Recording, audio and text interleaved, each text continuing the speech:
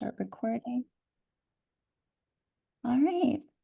And we will admit some more folks as they trickle in. So good afternoon, everyone, and welcome to the 2025 Be Informed Virtual Liver Cancer Patient Conference, which is co-hosted by the Hepatitis B Foundation and the Sidney Kimmel Comprehensive Cancer Center at Jefferson Health. The theme of the event is working together to tell a new story. We're thrilled that you all have joined today. My name is Beatrice Sovich, and I'm a Public Health Program Manager at the Hepatitis B Foundation and manager of our Liver Cancer Connect program. We have a great agenda today that we think will highlight many different aspects of hepatocellular carcinoma or primary liver cancer, and will provide a variety of perspectives on the disease, ranging from research to the lived experience to addressing liver cancer at the community level. We hope that you will find today's program valuable and insightful. Next slide, please. Thank you. So today's meeting has a total running time of 3 hours. If you are unable to stay for the entire time, we've listed the agenda here so that you will be able to come and go for the sessions that most interest you. Just a quick overview, we will be covering basic background on hepatocellular carcinoma or HCC, challenges with early detection, perspectives on what can hinder and facilitate routine HCC surveillance, a discussion of the lived experience of primary liver cancer, updates on research and the treatment pipeline, and addressing primary liver cancer at the health system, community, and individual levels. We will conclude the conference with a group activity if time allows. Next slide, please. And so before we begin, just a note about participating in today's meeting. So this is set up as a Zoom meeting rather than a webinar to facilitate group participation at the end if time allows. With that in mind, we ask that you please be mindful to keep yourself on mute throughout the meeting when you are not speaking. We do have a very tight schedule for today's conference, so while we hope to have everyone participate in a joint brainstorming session at the end of the afternoon about how we can work together to improve HCC outcomes in the US, we may make this a post-conference activity in the event that time does not allow for this. We encourage you to use the chat function to introduce yourself, report any technical difficulties, and ask any questions for speakers or panelists. We will do our best to answer as many questions as we can during the conference, and for those that we do not get to, we will work to follow up afterwards. The conference is being recorded, and the recording will be shared with all registrants. Finally, just a note that this conference is primarily attended for a US-based audience. We acknowledge that hepatocellular carcinoma presents a global public health burden, but given the immense difference in diagnostic and treatment landscapes, as well as healthcare and finances around the world, the focus of this event will be on the United States, but we do hope to have similar events in the context of other countries in the future. Next slide, please. So I would now like to pass it to Dr. Shari Cohen, President of the Hepatitis B Foundation, to offer a few opening remarks. Dr. Cohen? Hello. Thank you so much, Beatrice. Happy to be here today. It is my pleasure to welcome you all to today's Be Informed virtual patient conference focused on liver cancer. Today's conference is co-hosted, as you see, by the Hepatitis B Foundation and the Sidney Kimmel Comprehensive Cancer Center.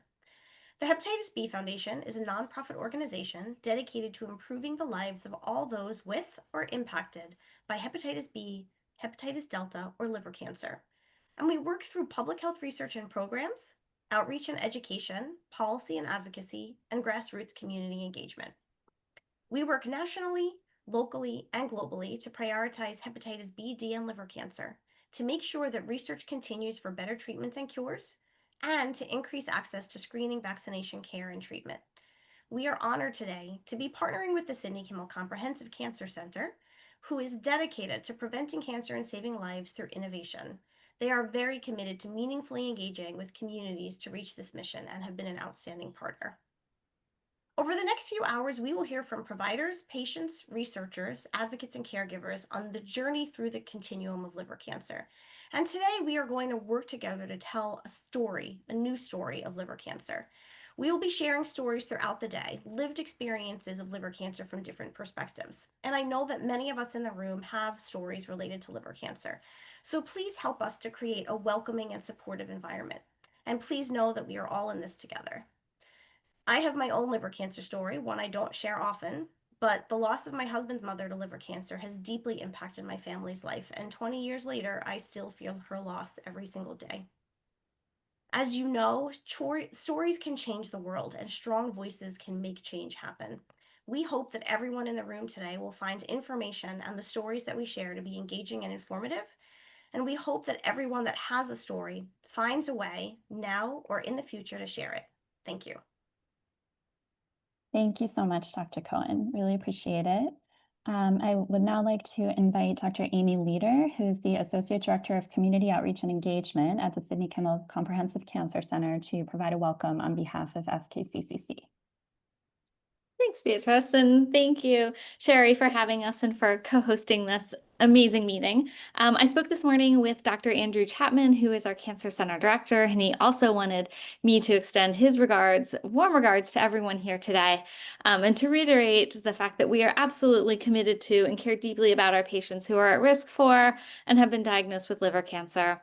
Both the patients, the families, the caregivers are always in our thoughts. And as Sherry was saying, supporting patients and caregivers in their understanding of liver cancer, thinking about risks, hearing about new research, treatment options, innovations in care is of our utmost importance, and what we aim to do every single day at the Sidney Kimmel Comprehensive Cancer Center. So we're so thrilled to be able to partner with Hepatitis B Foundation. We know you're a national organization and a global organization, but we get to live in the same region as you here in Philadelphia, which is just so lovely to consider you also our local partner. When you're out doing worldwide and global work, we get to think about you as our local partner here too as well. So I'm so excited for this event. Beatrice, thank you so much for all your organizational help. Everything that's going to run smoothly here today is a result of Beatrice and Sherry and the others at the Hepatitis B Foundation, who put on absolutely excellent programming for patients, families, and caregivers. So thank you, Beatrice and Sherry and the Hepatitis B Foundation, and we look forward to a great meeting this afternoon. Great. Thank you very much, Dr. Leader, for that introduction. We really appreciate it. So before we kick off the meeting, we just want to conduct a brief poll to see who is joining us in the audience today, just so we get an idea of kind of how people are related to liver cancer. So I'm just going to launch the poll. Oh, thank you so much. So please feel free to indicate in what way you are connected to liver cancer, and we can kind of get an idea of who is joining us. So just give another few seconds. It looks like we have a lot of community advocates, researchers, a good mix of people from all these 5 different areas. So thank you so much. I will end the poll. So yeah, lots of the most community advocates, and also about an even split of people living with liver cancer, caregivers, healthcare providers, and researchers. So thank you all so much for sharing, and thank you for being here today. We are really thrilled to have you. We can move forward without further ado, and we're very happy to move into our first session. If we could move to the next slide, please, and thank you. So the first session is going to be a background and general overview of hepatocellular carcinoma, including epidemiology and why routine surveillance is so important. Next slide, please. Thank you so much. So we are delighted to introduce the speaker for our first session, who will be Dr. Brian McMahon. Dr. McMahon is a hepatologist and a senior clinical and research consultant at the Liver Disease and Hepatitis Program at the Alaska Native Medical Center in Anchorage, Alaska. He is a guest researcher at the Arctic Investigations Program of the CDC in Anchorage, an auxiliary professor at the University of Alaska Health Sciences Program, and a clinical professor of medicine at the University of Washington. If you have any questions for Dr. McMahon throughout his talk, we invite you to please put them in the chat, and we will do our best to answer them. Dr. McMahon, I invite you to begin, and we will share your slides in just a moment. Thank you so much. Thank you very much for inviting me, Sherry and Beatrice, to this wonderful conference, and I'm happy to give this talk. So go ahead with the first slide, please.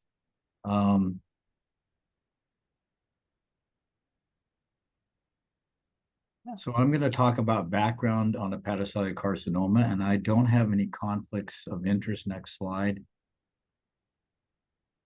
So what I'm going to talk about is I'm going to talk about the global epidemiology. In other words, where hepatocellular carcinoma is located in the USA, and a little bit about global location. I'm going to discuss the changing etiology or the causes that are associated with liver cancer. And then I'm going to talk a little bit about why surveillance or regular screening to find liver cancer early is important. I'm going to talk about what the major liver societies recommend screening to consist of, and I'll talk about some of the controversies about screening. Does everyone need the same interval of screening every 6 months? And then how can we improve the timeliness of screening, because most persons don't get screened every 6 months and are oftentimes delayed in their screening. And screening is really important because you have to find these tumors when they're small and they can be cured. When they're large, they cannot be cured. Lowering the risk of liver cancer in those with hepatitis B. And then briefly, findings from a workshop that was held at the Hepatitis B Foundation called the Princeton Hepatocellular Carcinoma HCC workshop in 2022. Next slide, please. So hepatocellular carcinoma is the third leading cause of cancer worldwide among men. It's not in the top 10 in the United States alone, but the incidence has doubled in the USA over the last couple of decades. And also the rate of development per year is lower in women due to the fact that estrogen is protective. And the etiologies that cause liver cancer around in the United States and around the world include chronic hepatitis B. And in hepatitis B, you can get liver cancer without cirrhosis. Hepatitis C, another major cause, is you have to have cirrhosis to get liver cancer with hepatitis C.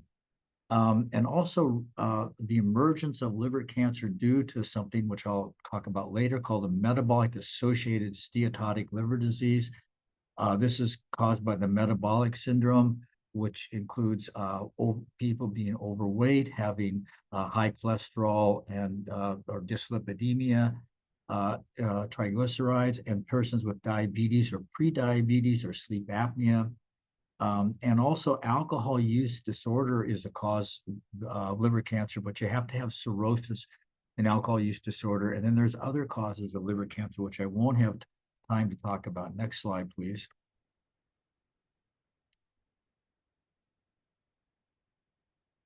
Okay, so if we look at what the cause of liver cancer is from places around the world, and we look at globally that in men, hepatitis B causes almost half of liver cancer. In women, it's hepatitis C that causes it, most of liver cancer. In men, there's a higher risk for alcohol than there is in women. And then what we're seeing emergence of is the metabolic syndrome, which currently that's a higher etiology or cause in women than it is in men. Next slide. So believe it or not, about 1/3 of persons in the United States has a liver condition, believe it. And hepatitis B is only a small proportion of liver disease in the US. There's less than 0.5%, about 175,000 persons. Hepatitis C is around 2 to 3%. There's over 1 million persons with hepatitis C. These are estimated numbers in the US. But the metabolic fatty liver disease or metabolic associated steatotic liver disease accounts for 20 to 30% of an underlying liver condition. And there's 100 million persons in the US estimated to have this. And then there is a form of the metabolic steatotic liver disease. We don't use fatty anymore. It's just an old slide, steatotic liver disease, that have where the immune system attacked the liver and trying to get rid of the fat, causes inflammation and scarring. That occurs in about 1 out of 5 people that have the metabolic syndrome. So we could estimate there's 20 to 30 million persons in the US that over their lifetime would be at a higher risk of developing liver cancer from the metabolic steatotic liver disease. We don't know what the proportion of alcoholic liver disease is in the US and or other causes of liver disease. Next slide. So it's estimated by the NIH that 1 in 400 persons in the United States has cirrhosis. And the American Cancer Association estimates that there's going to be about 30,000 cases of liver cancer that's going to occur in the United States in 2025, resulting in over 21,000 deaths. And here's the discouraging thing to me, is that the 5-year survival estimates is only 17 to 21%. And this should be much, much higher, because we can detect liver cancer early if surveillance or screening is implemented in persons at risk. Next slide. So looking at etiology again, there's been slides that have looked at it, and in Great Britain, in 12,000 persons with cirrhosis who were followed for, 3,000 persons followed for over 12,000 person years. The overall incidence of liver cancer was 3.9%, and the chronic viral hepatitis was the #1 etiology. That's hepatitis B and C. But autoimmune and metabolic, mostly metabolic liver disease, was the cause of over 3%, and alcohol was a lower cause. And why is this the case? Because many people with alcoholic liver disease die of liver failure because they keep drinking before they develop liver cancer. Next slide. So how can we reduce the rate or the incidence of liver cancer? Well, the best thing is to prevent liver disease from occurring. And currently, it's a recommendation in the United States that every adult 18 years and over be screened 1 time for hepatitis B. And if they're negative, they receive a full vaccination series.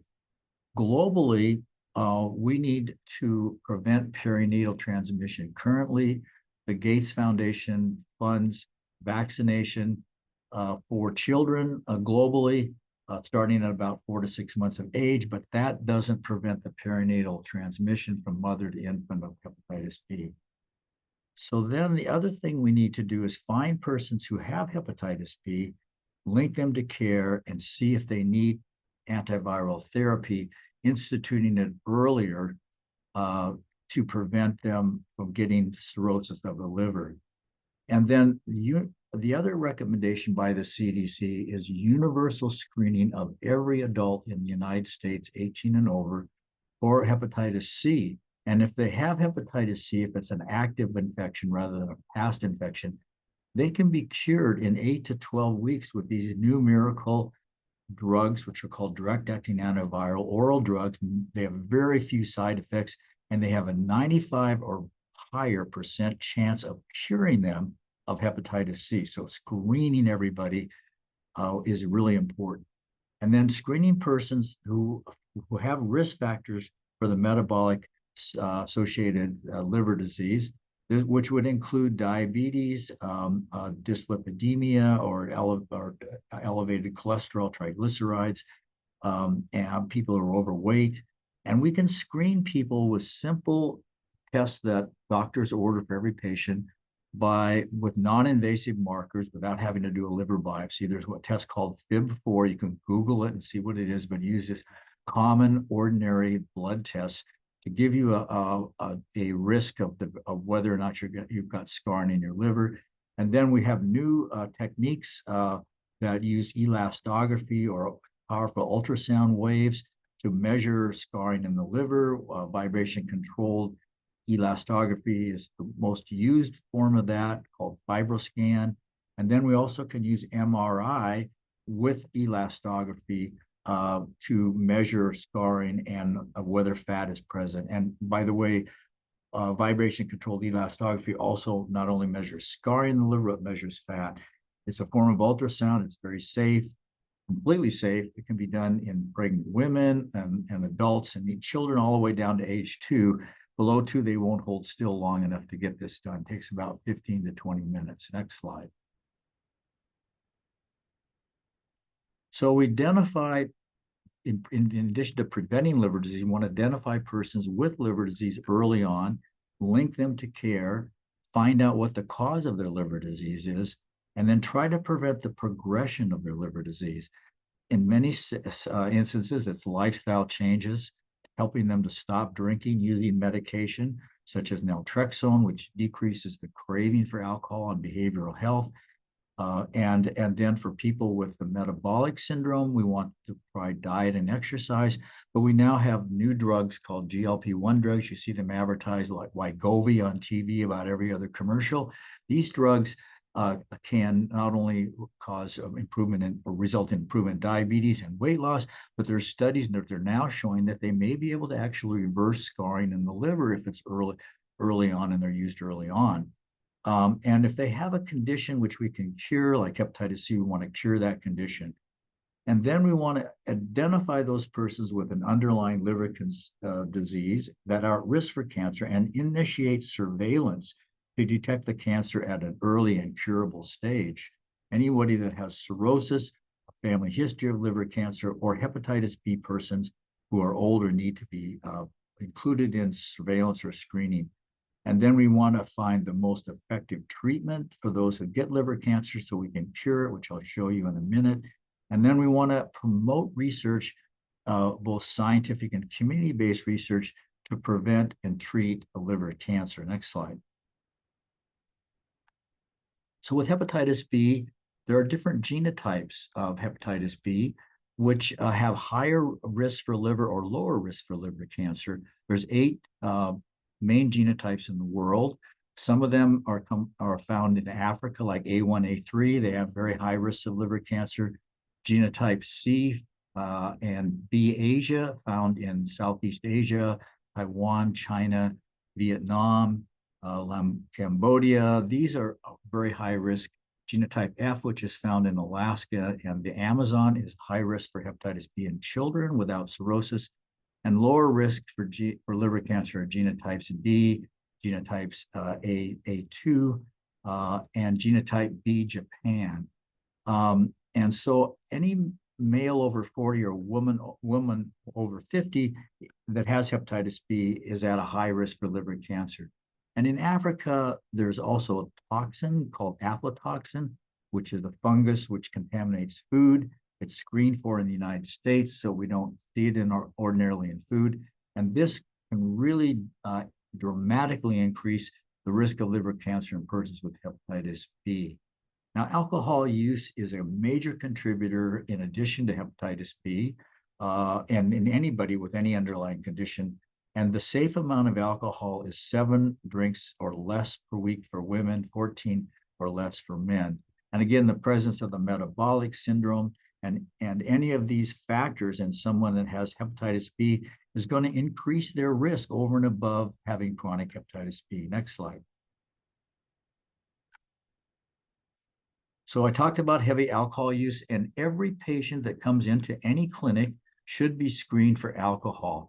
And a simple 1-page screening test is called the Audit-C. You can Google it to see what it is, but it's very easy to administer and gives a quick answer about how much a person is drinking at that time.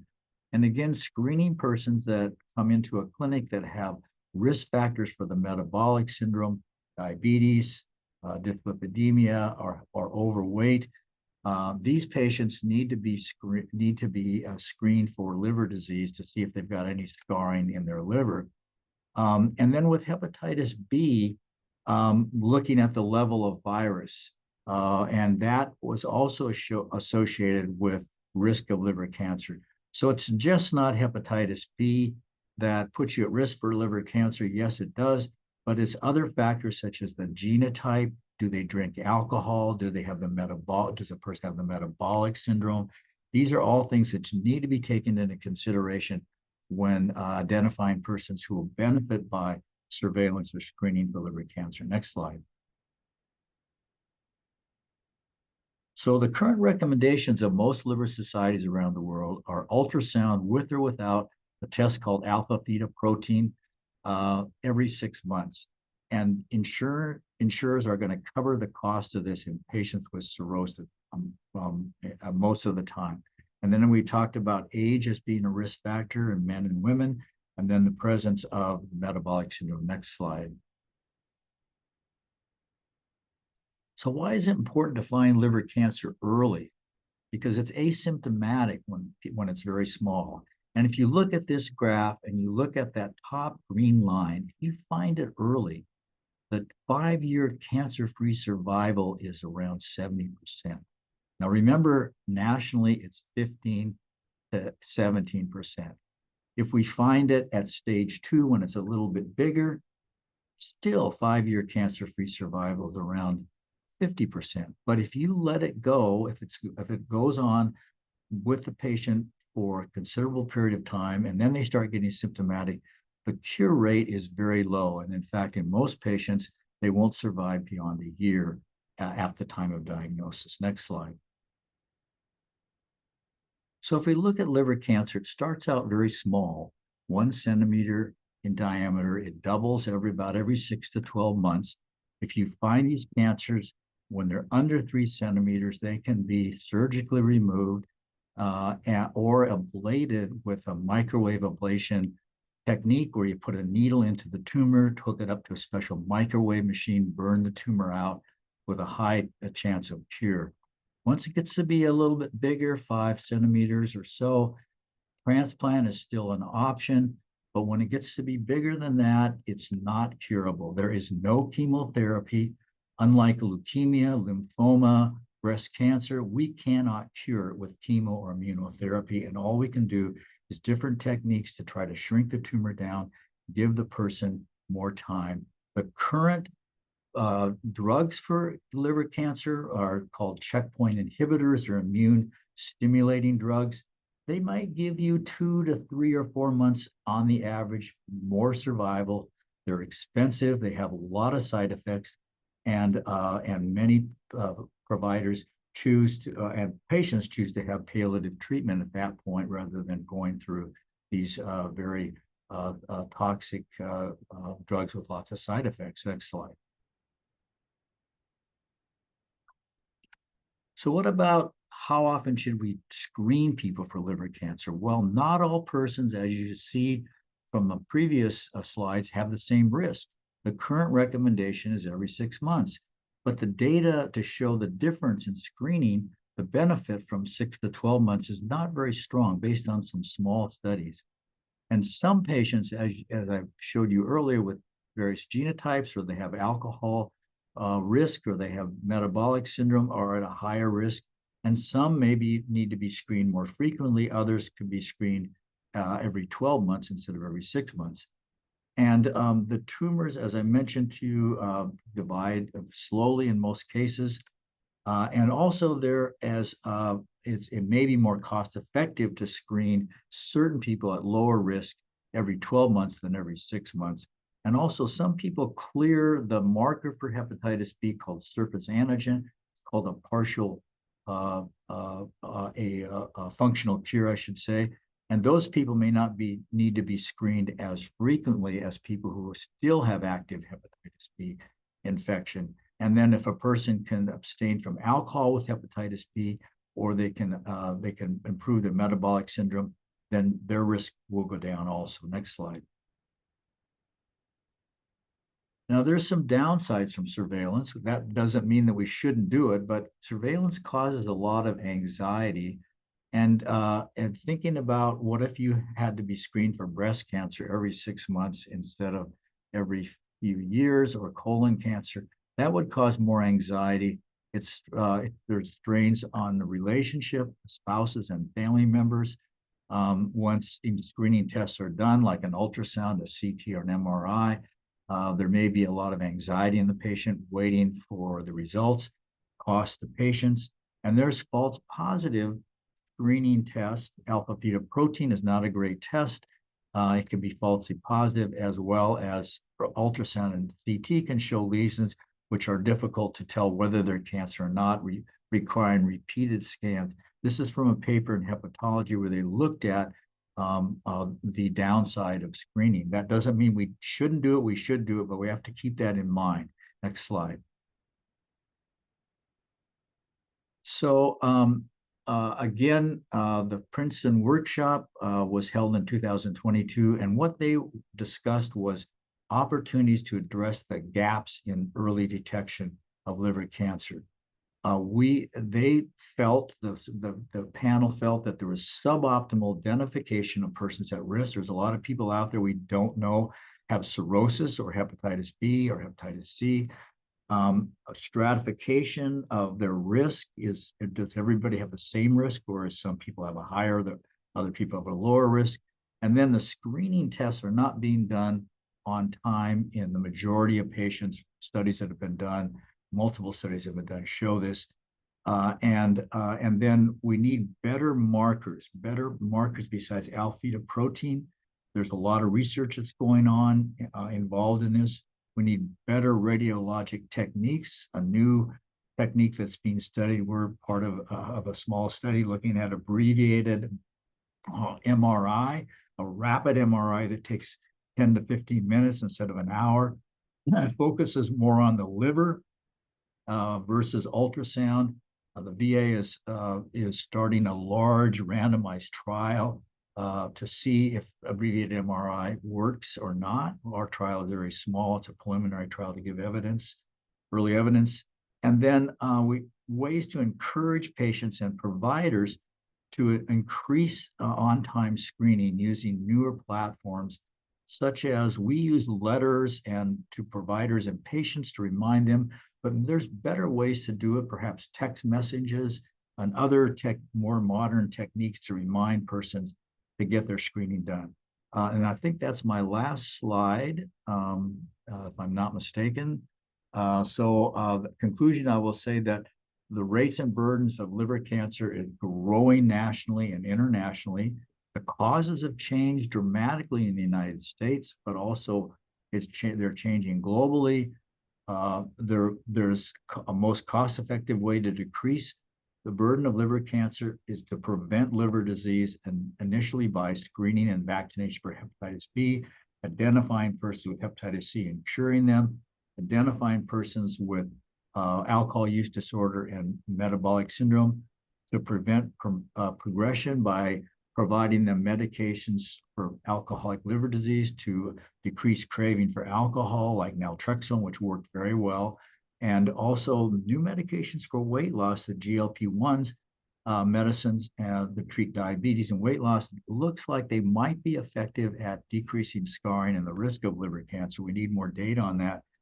And then improving the screening for liver cancer. We should be able to detect 70 to 80% of liver cancer tumors early, and with giving a 5-year survival of 70 to 80% if we find these tumors early.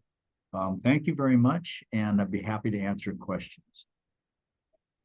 Thank you so much, Dr. McMahon. This was such a great and comprehensive presentation. We really appreciate you highlighting the various different etiologies of HCC and touching on a lot of points that I think will be emphasized throughout the conference, including the psychological burden and kind of scanxiety, so to speak, as well as kind of what is needed clinically to advance early detection of HCC. We do have one question from the audience. If you could explain genotype as risk factor. Okay, so genotype is minor mutations in the virus. Fortunately, the vaccine prevents every genotype, but there are minor mutations over many millenniums in the virus and make some forms of the virus, like genotype C, for example, to have a higher risk of high viral loads and a higher risk of damaging the liver than, like, say, genotype B.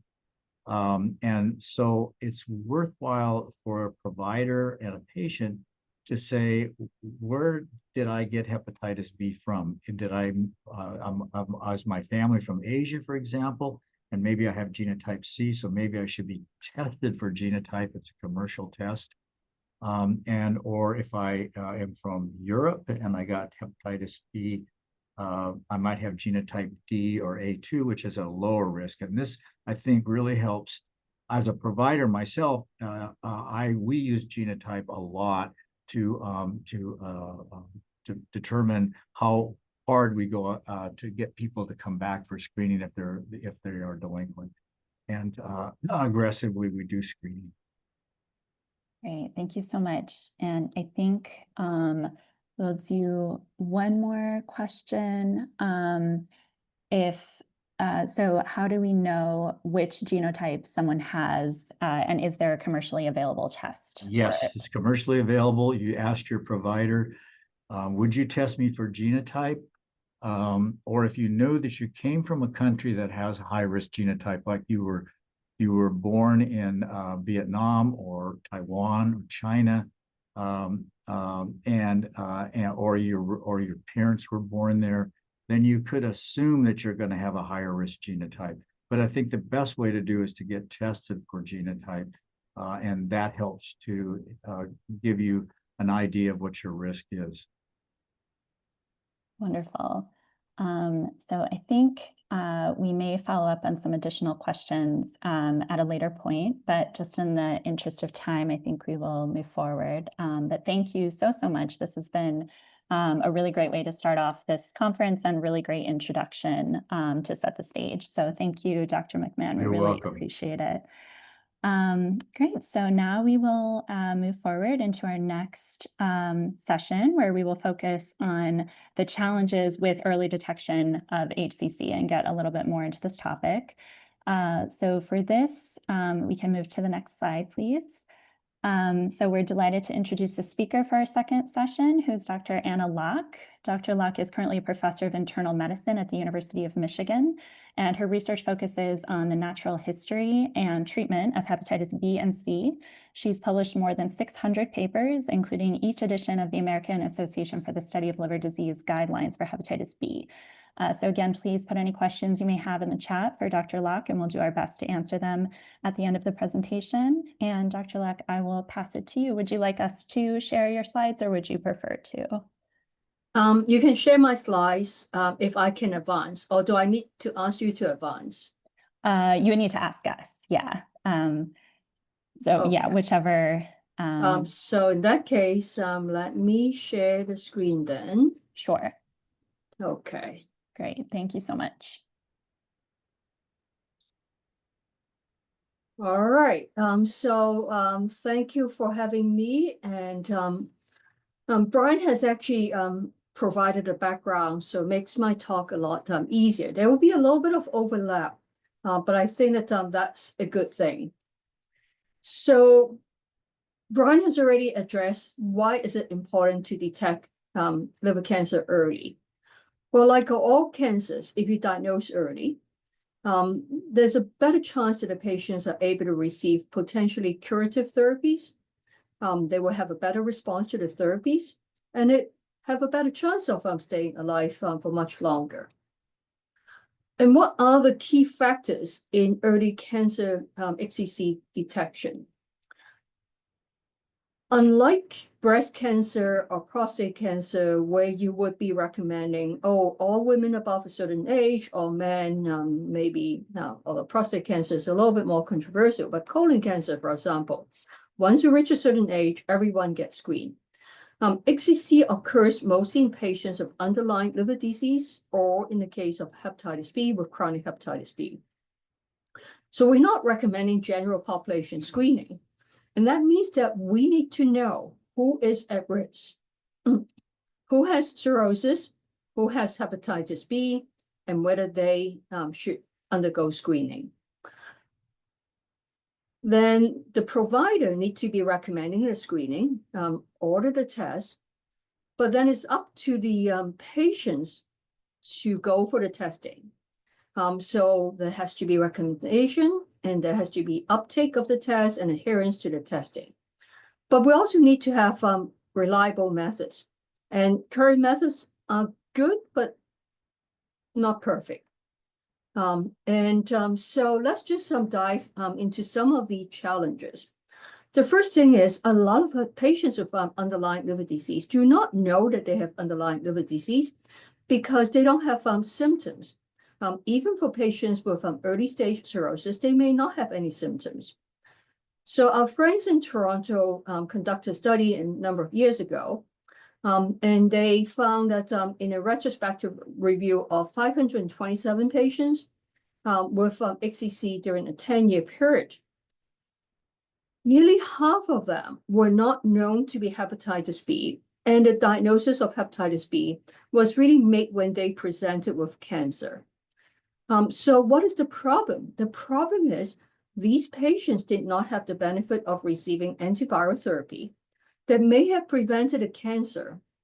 And because they were not known to have hepatitis B, they were also not undergoing liver cancer screening. And therefore, some of them, the cancers were diagnosed late. So what are the remedies? Well, we need to improve the diagnosis of hepatitis B. And CDC revised a recommendation a couple of years ago that we no longer just screen people who are identified to be at risk of hepatitis B infection, but we should do a one-time screening of all adults. And of course, those with risk factors should need to be screened more than once. But after the diagnosis, we still need to be able to link them to care. And we need to educate the infected persons as well as the providers of what to do, that they all need to be regularly monitored. And if indicated, antiviral treatment should be recommended. And if indicated, liver cancer screening recommended. Now, of course, with hepatitis B, we have a simple blood test. But what if patients have other types of liver diseases for which there's no simple screening strategy? And that's a problem, as Brian mentioned. Now, metabolic associated fatty liver disease is really the most common now, but there's no simple screening test like hepatitis B. So we need to do a better job to find the patients with underlying liver problem. So it's not just finding the people who are at risk, but we need to be able to recommend screening, know who needs to be screened, what tests to order, how often we need to order those tests, and what to do if the screening test results come back. So we need to be able to educate the providers. But in addition to the providers ordering the test, we need to make sure that test results are being reviewed. Because nowadays, some patients go to different labs, and sometimes it's difficult for us to really track all the test results. And if the test is done and you don't see the results, then it's really meaningless. But we also need the patients to get the testing done. And as Brian mentioned, we're all very busy. Everyone is focused on so many different things. And it's easy to slip our minds and the patient's minds. So we should rely on electronic systems, healthcare system to generate automated reminders. And that's something that we have developed in our system for more than 10 years.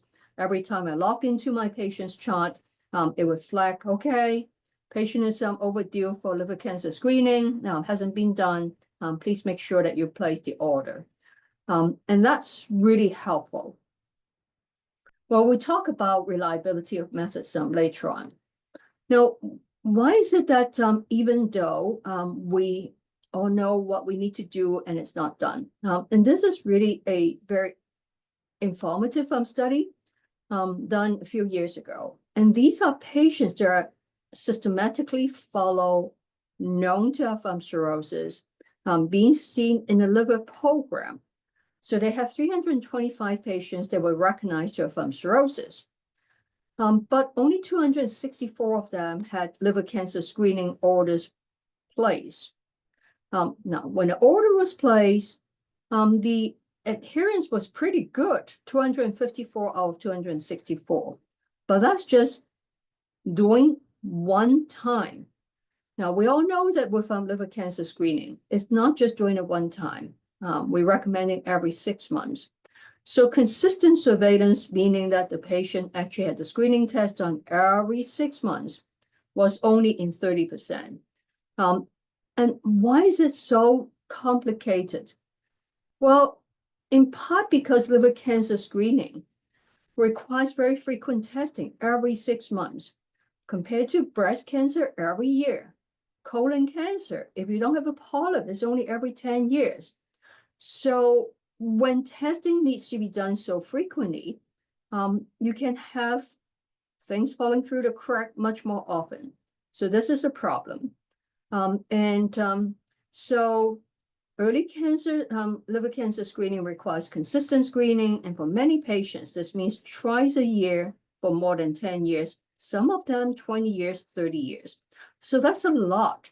And we need to figure out how we can actually remind people, or better still, if we have tests that are improved so that you can only need annual screening, that would be even easier. I'm going to talk about how good the current tests are. But for now, I want everyone to understand adherence to the testing is much more important than having a sensitive test. Now, here we have different scenarios. With test one, if the sensitivity is 70%, meaning that if 100 people with cancer, you can actually detect 70% of them. But if only 30% of people do the test, you will only pick up 21 people. On the other hand, if you have a test that is not as sensitive, but it's very simple, and adherence is 50%, you actually pick up 25 people. So it's not just having the best test, but having a very simple, straightforward test would really improve our ability to detect early cancer. So that brings me to what method do we have? Well, right now, we recommend ultrasound plus AFP, which is a blood test. But they're not really perfect. They're actually quite far from perfect. For early stage liver cancer, the sensitivity is 63%, which means that about 40% of them won't be detected or only detected at the late stage. The specificity is only 84%, which means that when the test is positive, it's not always due to cancer. Sometimes it's a benign liver nodule. Sometimes it's increase in AFP due to other reasons. And that causes false alarm and make the patients really worry.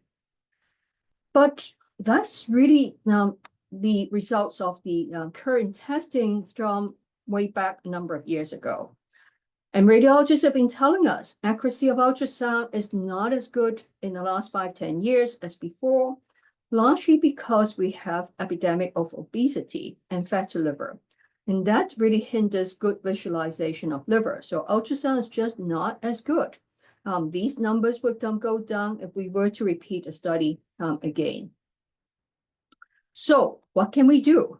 Well, we need to find alternative liver cancer method. Well, one way is, well, ultrasound is not as good. We all know that CT scan and MRI would be better. Well, in European countries, they sometimes would be doing contrast enhanced ultrasound, which means that you do need to inject some contrast through the IV. But this has not been approved by the FDA. You can certainly do CT scans, but CT scans are obviously very expensive. Involve radiation. As I've mentioned, some of our patients might need to undergo liver cancer screening for 10 years, 20 years. That would be a lot of radiation over 10, 20-year period of time. An IV contrast agent can cause allergic reactions and kidney injury. So that's really not good for screening, not good for repeated use. Well, what about MRI? MRI is a little safer, no radiation, but it's even more expensive, not readily available, and many people have claustrophobia. Well, I have a lot of patients who say, I need to be sedated. And you can't sort of get sedated every few months to get a screening test done. That's just way too much. Well, ideally, it would be great if we have biomarkers. Unfortunately, right now, AFP, which has been around for 60 years, is still the best cancer markers. We have a number of new cancer markers. They all show promise, but they need to be validated and they'll be a lot more expensive. And we know that we need to combine various markers together. There are clinical trials ongoing to test some of these new markers, but it will be another 3 to 5 years before we know how good they will be. So this is what we, ultrasound and AFP will be what we have for now. Well, let me summarize again what are the challenges. Well, we need to find people who are at risk so that we know who to screen. But not all patients with cirrhosis or chronic hepatitis B have been diagnosed or are linked to care.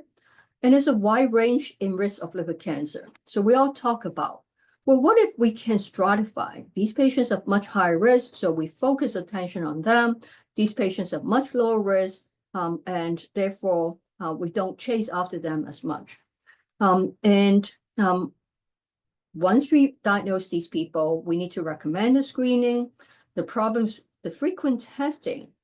So ultrasound requires fasting. Patients need to schedule the appointment. Radiology facilities are not always close to where you live. And because it is not officially approved by the USPSTF, which insurance company rely on, some of my patients said, I have to pay out of pocket because my insurance wouldn't pay for it. So these are all the things that we need to address. But if we diagnose it early, then we can increase the chance of cure and survival. So there are multiple steps that we need to pay attention to improve cancer screening. The patients, if you know that you might be at risk of liver disease, if your PCP has been telling you your liver enzymes are elevated, ask a little bit more for further evaluation to see if you're at risk. We as providers need to do a better job of diagnosing and screening for liver disease and determining whether the patient is at risk, high risk, low risk. We need to recommend the screening. We need to order tests and schedule the test. The patients need to attend follow-up and show up for the test and get the testing done. The providers need to review the test results. And then the next cycle goes on. And the patients also need to participate. Ask for the results. Ask what to do next. So we have to work together as a team. So we need to increase awareness of liver disease and risk of liver cancer, patient and provider education.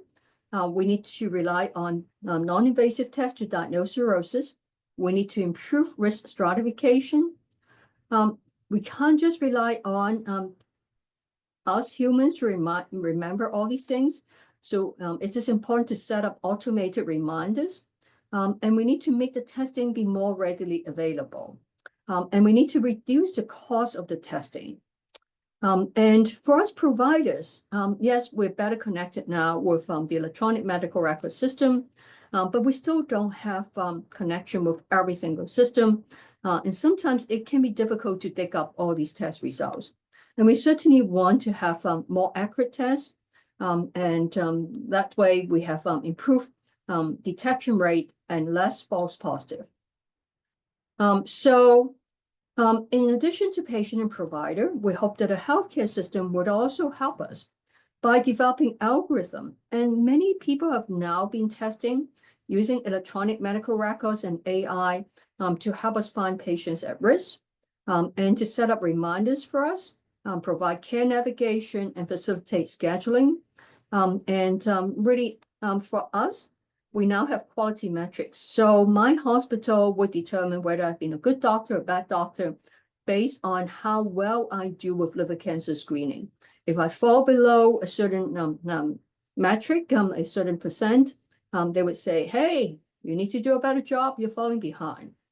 But I mentioned briefly, this is not officially endorsed because we don't have universal health coverage for everyone in this country.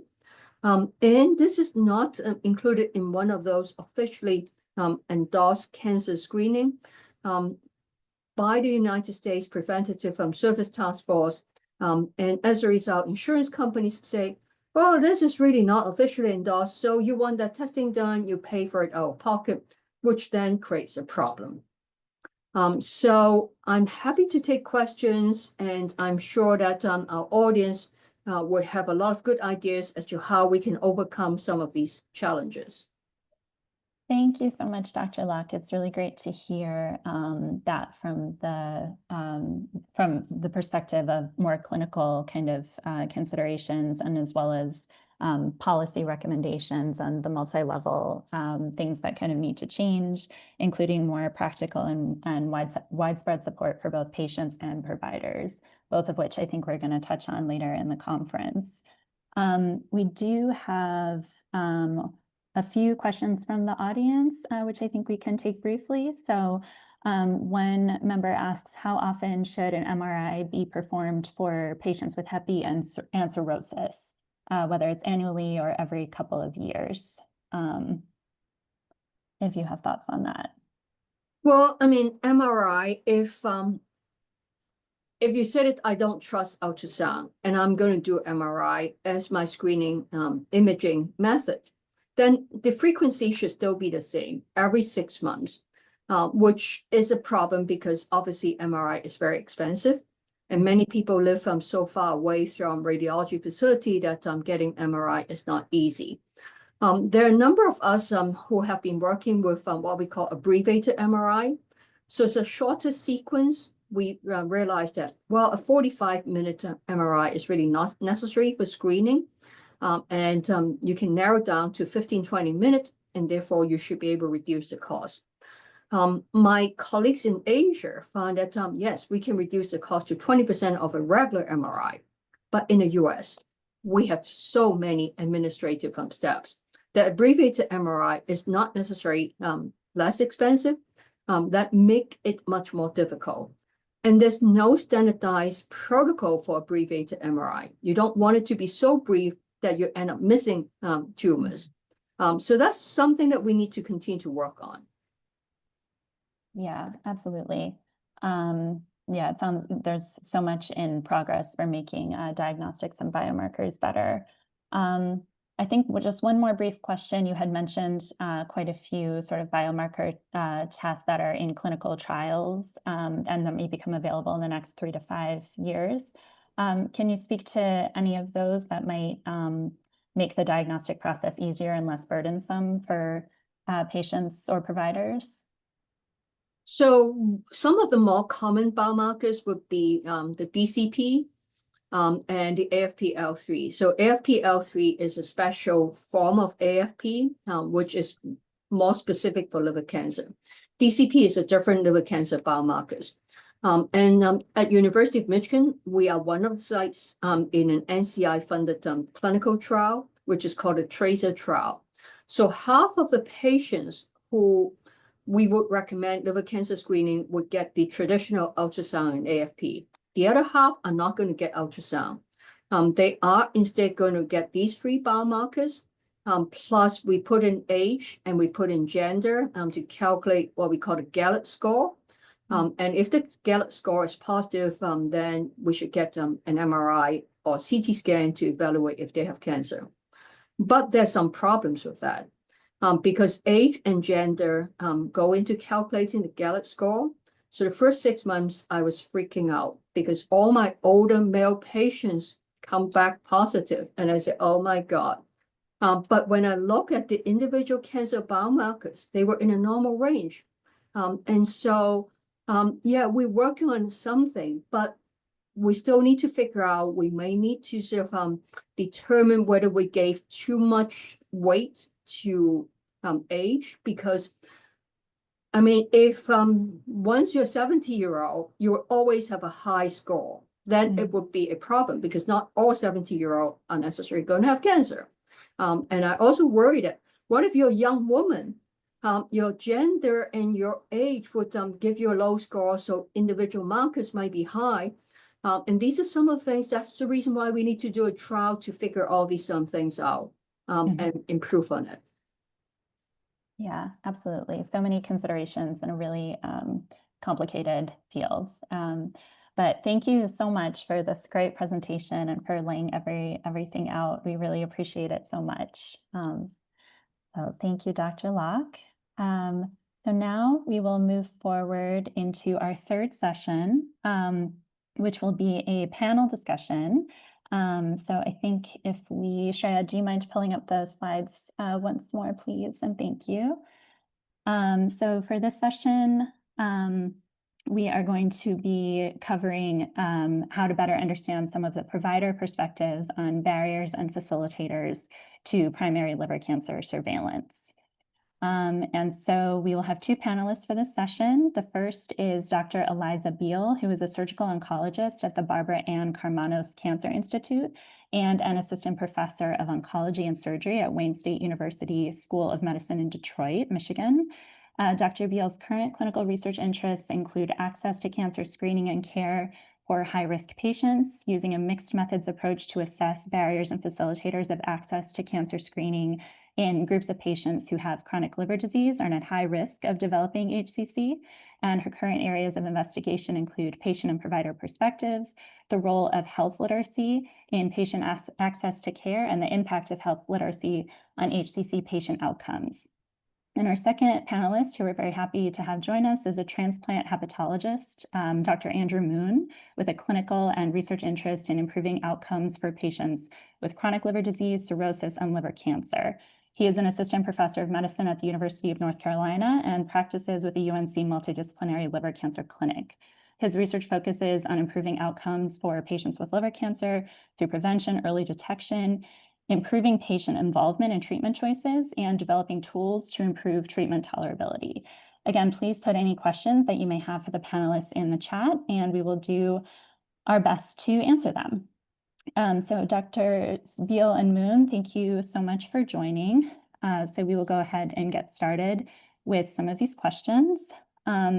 So first, I would just ask each of you to briefly introduce yourself and describe some of the work that you do in the liver cancer space. So Dr. Beal, I'll start with you, if you don't mind. Absolutely. So as you mentioned, I'm a surgical oncologist at the Karmanos Cancer Institute.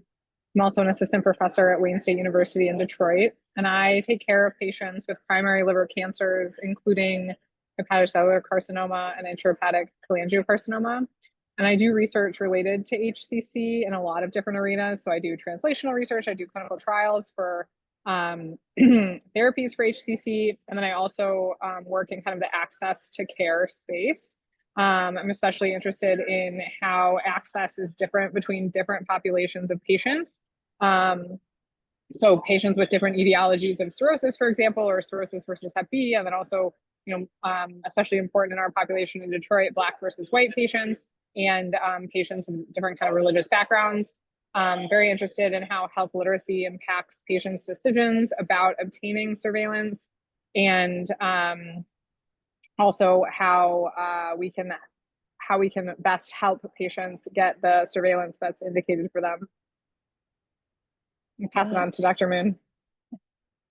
Yeah, thanks so much, Dr. Beal. I'm Andrew Moon. I'm a transplant hepatologist at the University of North Carolina. As Beatrice mentioned, I'm a leader multidisciplinary tumor board. I practice in the multidisciplinary HCC clinic, so I'm lucky to work with surgical oncologists like Dr. Beal, along with our medical oncologists, interventional radiologists, radiation oncologists, et cetera. And so my clinical interests are taking care of patients with hepatocellular carcinoma, and research interests are in improving care for that patient population, including by improving risk stratification and HCC surveillance. Like Dr. Beal, I'm really interested in access to care issues, including in the HCC surveillance space. So in North Carolina, one of the biggest issues we deal with is, folks who are coming from rural areas, and kind of, so I'm really interested in addressing some of the barriers that make it harder for those patients to see hepatologists, to get risk stratification, then ultimately get HCC surveillance and linkage to care. Thank you both so much. And you both do really great work on addressing the different social determinants of health and in an interdisciplinary way. So that's great. So moving in, the first question is kind of if you could speak a little bit to the communities for which liver cancer monitoring is most important. And this can be in terms of both demographic characteristics that you both touched on, or potentially disease status and risk factors, and what impact could early detection of HCC have on improving overall health outcomes. So Dr. Moon, we'll start with you. Yeah, so as Dr. Locke and Dr. McMahon really nicely provided an overview, liver cancer surveillance is important for patients at high risk of developing HCC, but also eligible for treatment. So the idea of surveillance is that you're going to detect the HCC at an earlier stage. We know that treatments are more effective if HCC is detected at an earlier stage. So assuming the patient's eligible for those treatments, and they're at high enough risk of developing HCC, it's recommended that they receive ongoing surveillance. What's currently recommended is ultrasound plus AFP every 6 months. For patients who are not candidates for treatment due to poor liver function, significant comorbidities, HCC surveillance is not recommended, given that they're not going to be eligible for treatments, and therefore detecting HCC may not improve outcomes. So that's kind of the clinical characteristics.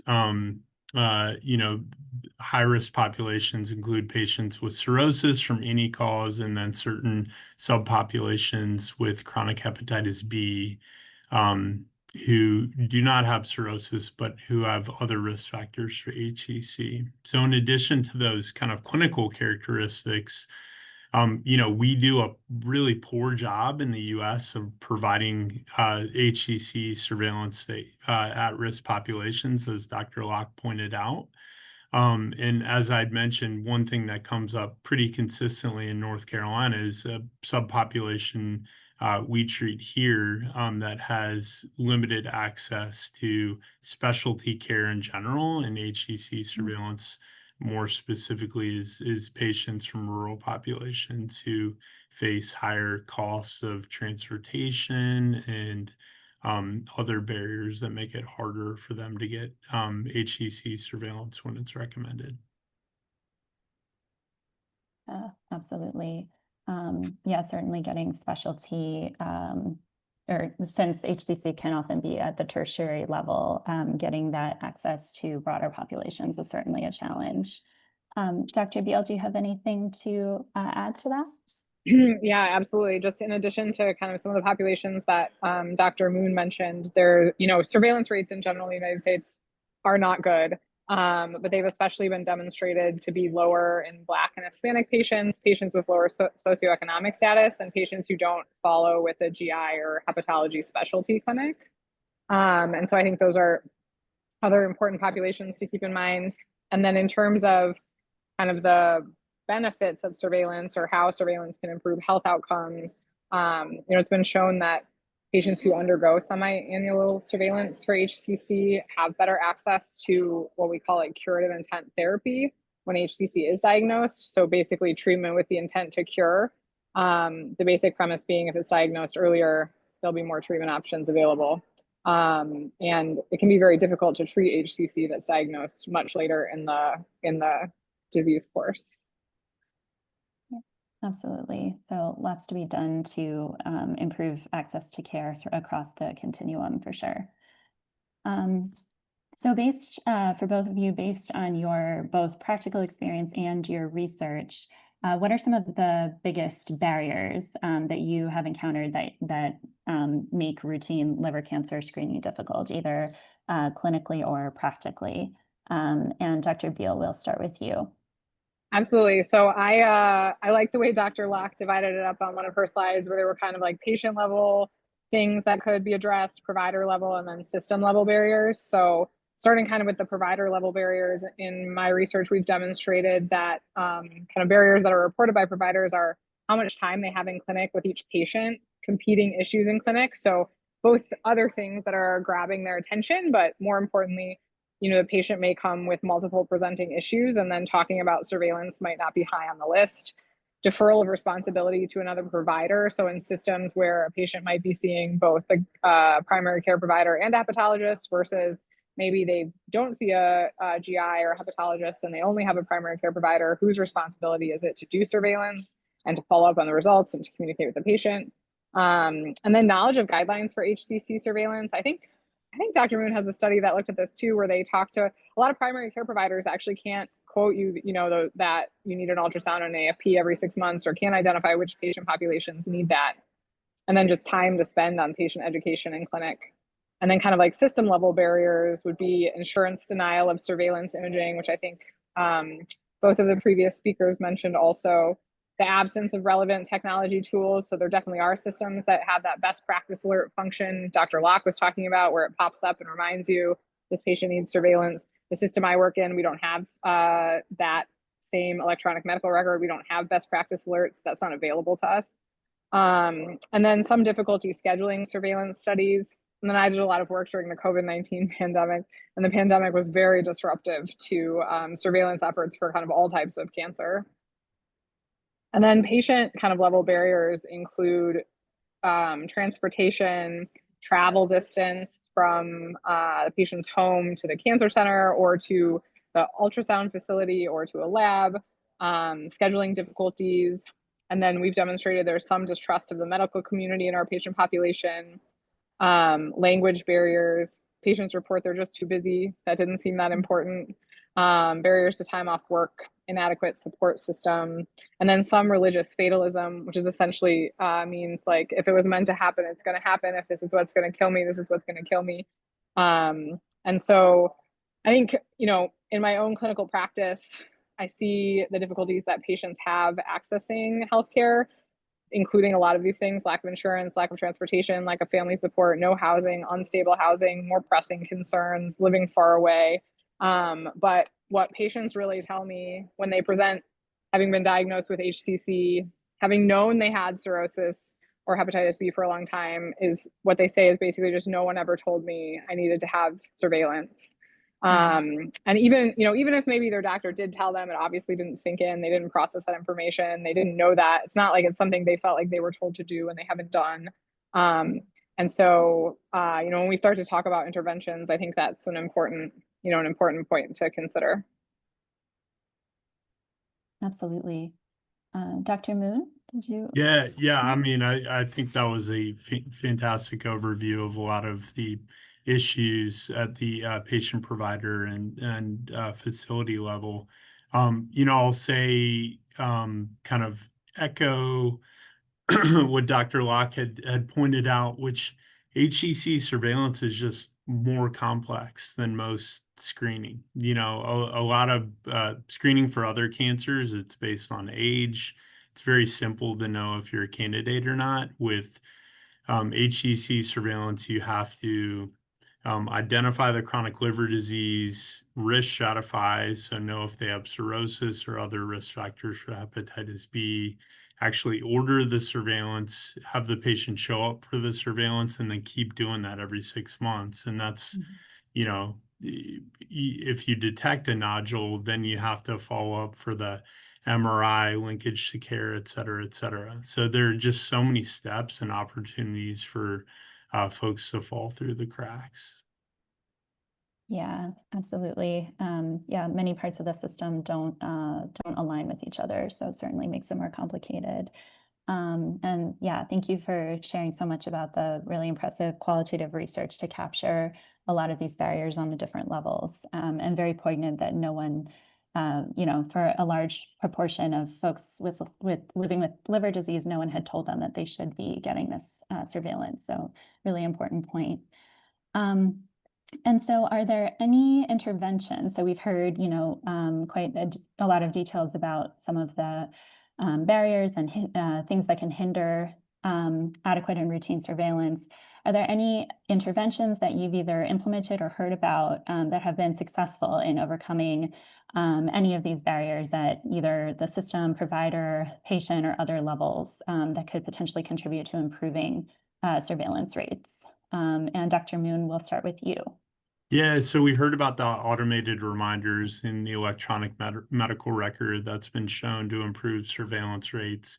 Educational interventions to providers can be helpful. There have been studies where they've looked at mailed outreach to remind patients, and that's mailed outreach often paired with patient navigation.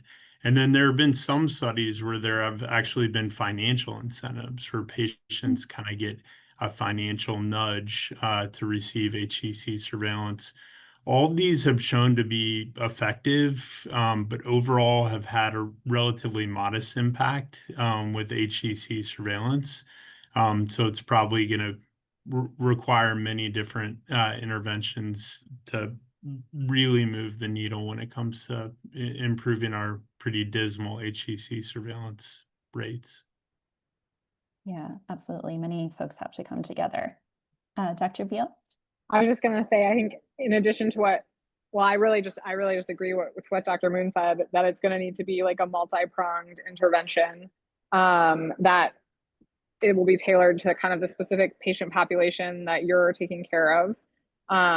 So it would need to include like gastroenterologists, hepatologists, primary care providers, oncologists, and surgeons.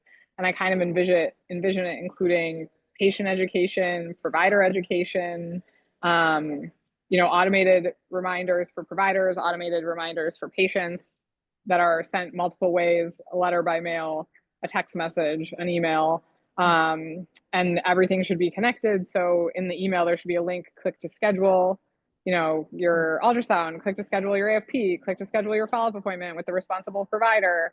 And then there needs to be like system delineation of exactly whose responsibility it is. And then also kind of like automatic reporting back to the patient. So the radiologist who reads the ultrasound, or whoever reads the ultrasound, in the report, it should say the plan is, and you need another surveillance ultrasound in 6 months, or you need immediate follow-up with your provider, or you need an MRI, so that there's many points of reminder for providers and for patients, without every touch needing to be like monitored by a human. Yeah, absolutely. I think that can go a long way to reducing some of the frustration and psychological burden as well, by having everything kind of in one place and having clear next steps, so people aren't just left with test results that they, might not fully understand or maybe unclear. And so just as a final kind of question, that you all have shared so much about, really the painting a full picture of the barriers that exist and some really useful interventions that could help to change this. Are there any other final thoughts that you have on this topic that you would like to convey? We can start with Dr. Moon. Yeah, so as has been highlighted, there are two large ongoing trials of HCC surveillance, one on abbreviated MRI and one on new blood-based biomarkers. So I'm really excited. Like Michigan, UNC is a site for the TRACER trial, and I'm really, really excited that in the near future, we'll have some more information on the benefits of HCC surveillance and potentially new tools at our disposal. Very exciting, for sure. Dr. Beal? I would just add that any kind of education campaign about surveillance should also include information about treatment options that are available and kind of next steps after a suspicious lesion is identified on ultrasound. I think that can really help reduce patient anxiety. So getting this surveillance, if we find something, this is what happens next, and this is how HCC is treated. I think that's a really important component. Yeah, absolutely. So just really breaking down silos and providing as much clarity on all fronts as possible, it sounds like can really go a long way. So well, this has been so helpful, and I think has really laid a great foundation clearly of where we can kind of go from here. So we really appreciate you serving on this panel. Thank you so much, and thank you for your great research and work in this area. Especially, integrating the perspectives of people with lived experience more into the HCC space. So we really appreciate it. Thank you so much. Thanks for having us. Thank you. All right, so now we will move forward, Shreya, if you don't mind. Thank you so much. So we will move into our fourth session. So this will be a different perspective, and this will actually be highlighting the lived experience of people with both HCC and liver cancer, and liver disease, I'm sorry. So if we could move to the next slide, please. Thank you so much. So we are very excited to introduce the panelists for our fourth session. So I will just introduce the session's moderator and then leave it to her to introduce the panelists in turn for them to introduce themselves. So moderating this session, we have my colleague, Michelle Liu, who is the Advocacy and Engagement Program Manager at the Hepatitis B Foundation, where she leads the foundation's national and international storytelling initiatives, With a background in public health and communications, she works closely with patient advocates to elevate lived experiences and drive policy, education, and awareness efforts around hepatitis B and liver cancer. So again, a reminder to please put any questions that you may have in the chat, and we will answer them as best as we can. And so, Michelle, I invite you to begin. Thank you so much. Thanks so much, Beatrice, for the introduction. Hi, everyone, and welcome to our fourth session focused on lived experiences from liver cancer patient advocates. I'm grateful to be moderating today's session and even more honored to be joined by our incredible panel of patient advocates and storytellers who have generously agreed to share their personal experiences navigating liver cancer. Each of our panelists bring a unique perspective, and we hope that this will help expand your knowledge and understanding of the challenges, gaps, and opportunities in liver cancer care and support. So to start us off, could each of our panelists briefly introduce yourself and describe your journey with liver cancer? Let's begin with Paul and Emma. Hi, my name's Paul McKenzie. I'm 59 and I live in the UK. I was diagnosed with an HCC almost by accident. I was going back for some scans after previous cancer surgery, and one of the PET scans showed up that I had a tumour. It took a couple of goes to then confirm it was an HCC. We then saw a hepatologist who said your only option was surgery. So I ended up having a hepatectomy in June 2020, which resulted in a 20-day stay in hospital during COVID. And I remember I've been married to Paul for 30 years in sickness and in health. Trying to get the balance right. Thanks so much for joining. Alan, would you like to go? Yes, my name is Alan Wong. I'm a 59-year-old guy, and I've actually been living with Hep B chronically that I've known for since I was about 28 years old, and I was diagnosed back in the early 90s.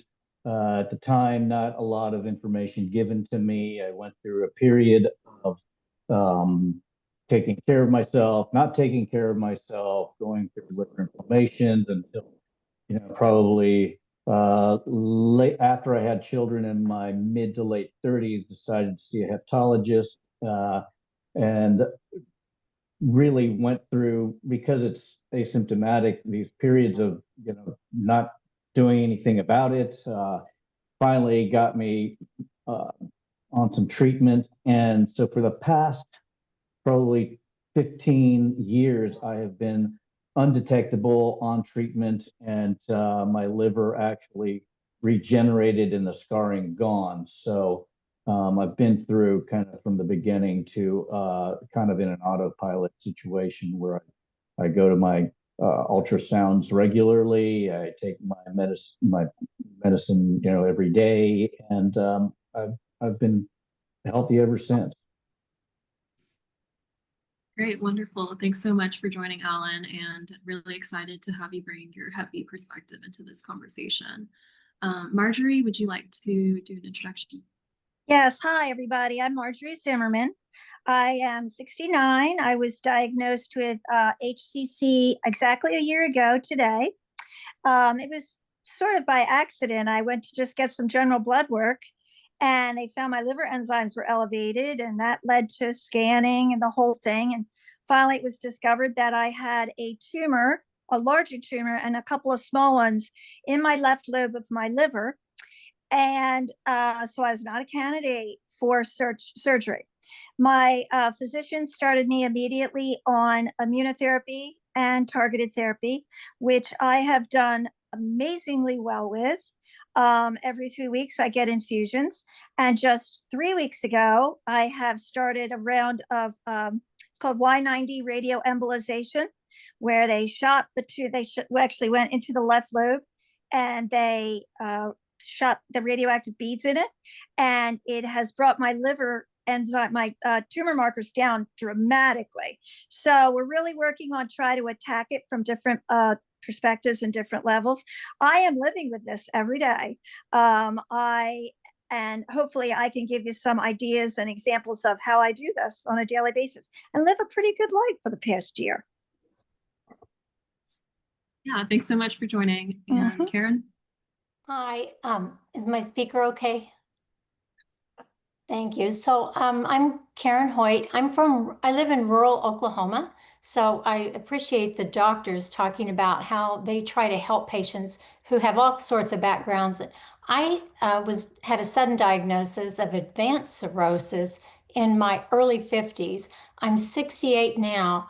I was able to get cleared of viral hepatitis C once the FDA approved some medications that worked. And then I kept having my surveillance every 6 months. I was feeling decent. My MELD score was only about 12 or 13, so I didn't list for a transplant, but I did grow a tumor, and I was having to have varices bandings every 3 months. I mean, I say I felt pretty good. I was chipper, but I was dying. And in a way, getting hepatocellular carcinoma in a way that was kind of like my golden ticket, because I was just slowly dying, and I was on a lot of medications to reduce ascites and I had real bad brain fog. And 10 years ago in April, I got all the things you got, Marjorie, which was amazing. And then I was able to get a liver transplant 10 years ago this April. And it was just a second chance of life. So I'm so grateful to be able to share from the transplant journey part of hepatocellular carcinoma. And I want to thank you guys for inviting the patient voice to this panel. Thank you. Yeah, thank you so much for joining, Karen. Thank you all for joining and for those introductions. Next, I'd like to ask, what was your experience of the screening and diagnosis process? Were you provided with information that helped you understand and navigate what was happening? And if so, who provided you with this information? For instance, was it a doctor, a nurse navigator, social worker, or someone else? And I'm wondering if Paul and Emma could kick us off with this one. Yeah, at the point it was first flagged up that I had a tumor in my liver, it was a challenge initially because the first the first biopsy was inconsistent, and my surgeon who'd done the previous surgeries wanted to dismiss it as just, oh, it's just damage from the biopsy. But luckily, my neuroendocrine consultant was very, like dog with a bone. It's like, no, we need to get to the bottom of it. So he ordered a second biopsy, and that was 90-something% positive for an HCC. So the next stage was to see the hepatologist. We walked in the room. She showed us the results of the biopsy and said, you're a candidate for surgery, albeit it's in a difficult place. And a liver surgeon walked in the room. He said, surgery is your best option. It's going to be very difficult, and we're going to need to take 2/3 of your liver, but don't worry, it grows back. Unfortunately, then COVID hit, so all surgery in the UK was cancelled. So they ended up giving me an embolization rather than the nuclear one. It was just purely the plain beads to block the arteries. And I was up in the air that was in the April of 2020, and I was up in the air as to when I may get surgery. Luckily, in the June, I got a call, said, right, the cancer board have confirmed that you're a candidate, and they went ahead with the hepatectomy. As I say, it was during COVID, so Em and my family weren't able to visit. I got ascites first, and then a hospital-acquired infection, so I ended up being in hospital for 20 days. But eventually got out. I had 3 monthly, then 6 monthly, and now I've just been put on annual scans. So from a liver perspective, it's all good. But the diagnosis Yeah, is thank you. difficult because it was found completely by accident because it was scanning that area for something else, and it was just there, and there were no symptoms or anything that would have made them look at the liver. So I think that's why it was so difficult to start with, because it was like, well, that, you know, that's there, and where's it come from, and what do we do with it? Yeah. Yeah, certainly. Definitely taken by surprise since it was found by accident. Yeah. Marjorie, I was wondering if you would be willing to share your experience with screening and diagnosis. I know you touched on it a little bit in your introduction, but able to have access to information, or did you find that you had to look up a lot of things by yourself? I think that's a combination of both. I have a great team surrounding me. I have wonderful, I mean, just nonstop social workers, dietitians, doctors, physicians. They are always making sure I'm okay. Do I understand everything? Always after each visit. Now, what are your questions? It just amazes me. Sometimes then they'll go, and what's your next question? Very open to anything and everything that I can ask, they're willing to say. When I was first diagnosed, it was, no one could, to be honest with you, they couldn't believe it, because to be very honest with you, I don't have cirrhosis or hepatitis B. I have no liver disease. I have nothing except this tumor in my left lobe. So fortunately for me, it has not spread anywhere. It's fully contained. And so they were going crazy on blood work and figuring out it must have metastasized from someplace else. So there was a lot of upheaval in the beginning. But they were very quick to find, no, you just got this, and it's a genetic thing with me through my family. And they said, okay, this is how we're going to attack this if you're willing. And I've always felt, but again, by my doctors, my oncologists, my radiologists, everybody that's worked with me, I've always felt really fully supported by the system, even though it was a little bit, like everybody else said, a little bit of a bumpy road in the beginning. Like they're not sure, maybe it's this, well, maybe it can't be this. And there's multiple scans and, you know, it can't be that. And that was misread. And then they did another CT scan on me when the MRI wasn't clear. And that took probably total 2 months to finally figure out I actually did have this. So, but I always felt well taken care of, to be honest with you. I have no complaints where it comes to that. Yeah, thank you so much for sharing. Has HCC impacted your life physically, emotionally, financially, or otherwise? This can include like your mental health, your time, your finances, or any other aspect of your daily life. Marjorie, would you like to? I'll speak. I don't care. Well, let's face it. I mean, you're traveling around this nice, easy road, and suddenly you're veered off in a left-hand turn. I mean, it is a complete life changer, and you don't understand it until you have it. Living with it is. I actually have a little background here. I am a personal trainer, group exercise instructor, but I work with cancer clients. So for 20 years, they have been my people. So I had a lot of background experience and understanding diagnosis and what they've gone through and the whole thing. So I felt a little maybe more prepared than others, but it does, obviously, it impacts you in all different ways. Obviously, financially. Yes, it impacts you emotionally, but if you have, I think everybody's different. Every day is different. We all feel different on different days. You know, I haven't felt real good the past few days. I've been having some side effects from the Y90, but I've been able to go back to work, even if it's part-time, even if it's a little bit. If I can get myself into some semblance of normalcy with what I'm undergoing, treatments every 3 weeks, what are they going to do next?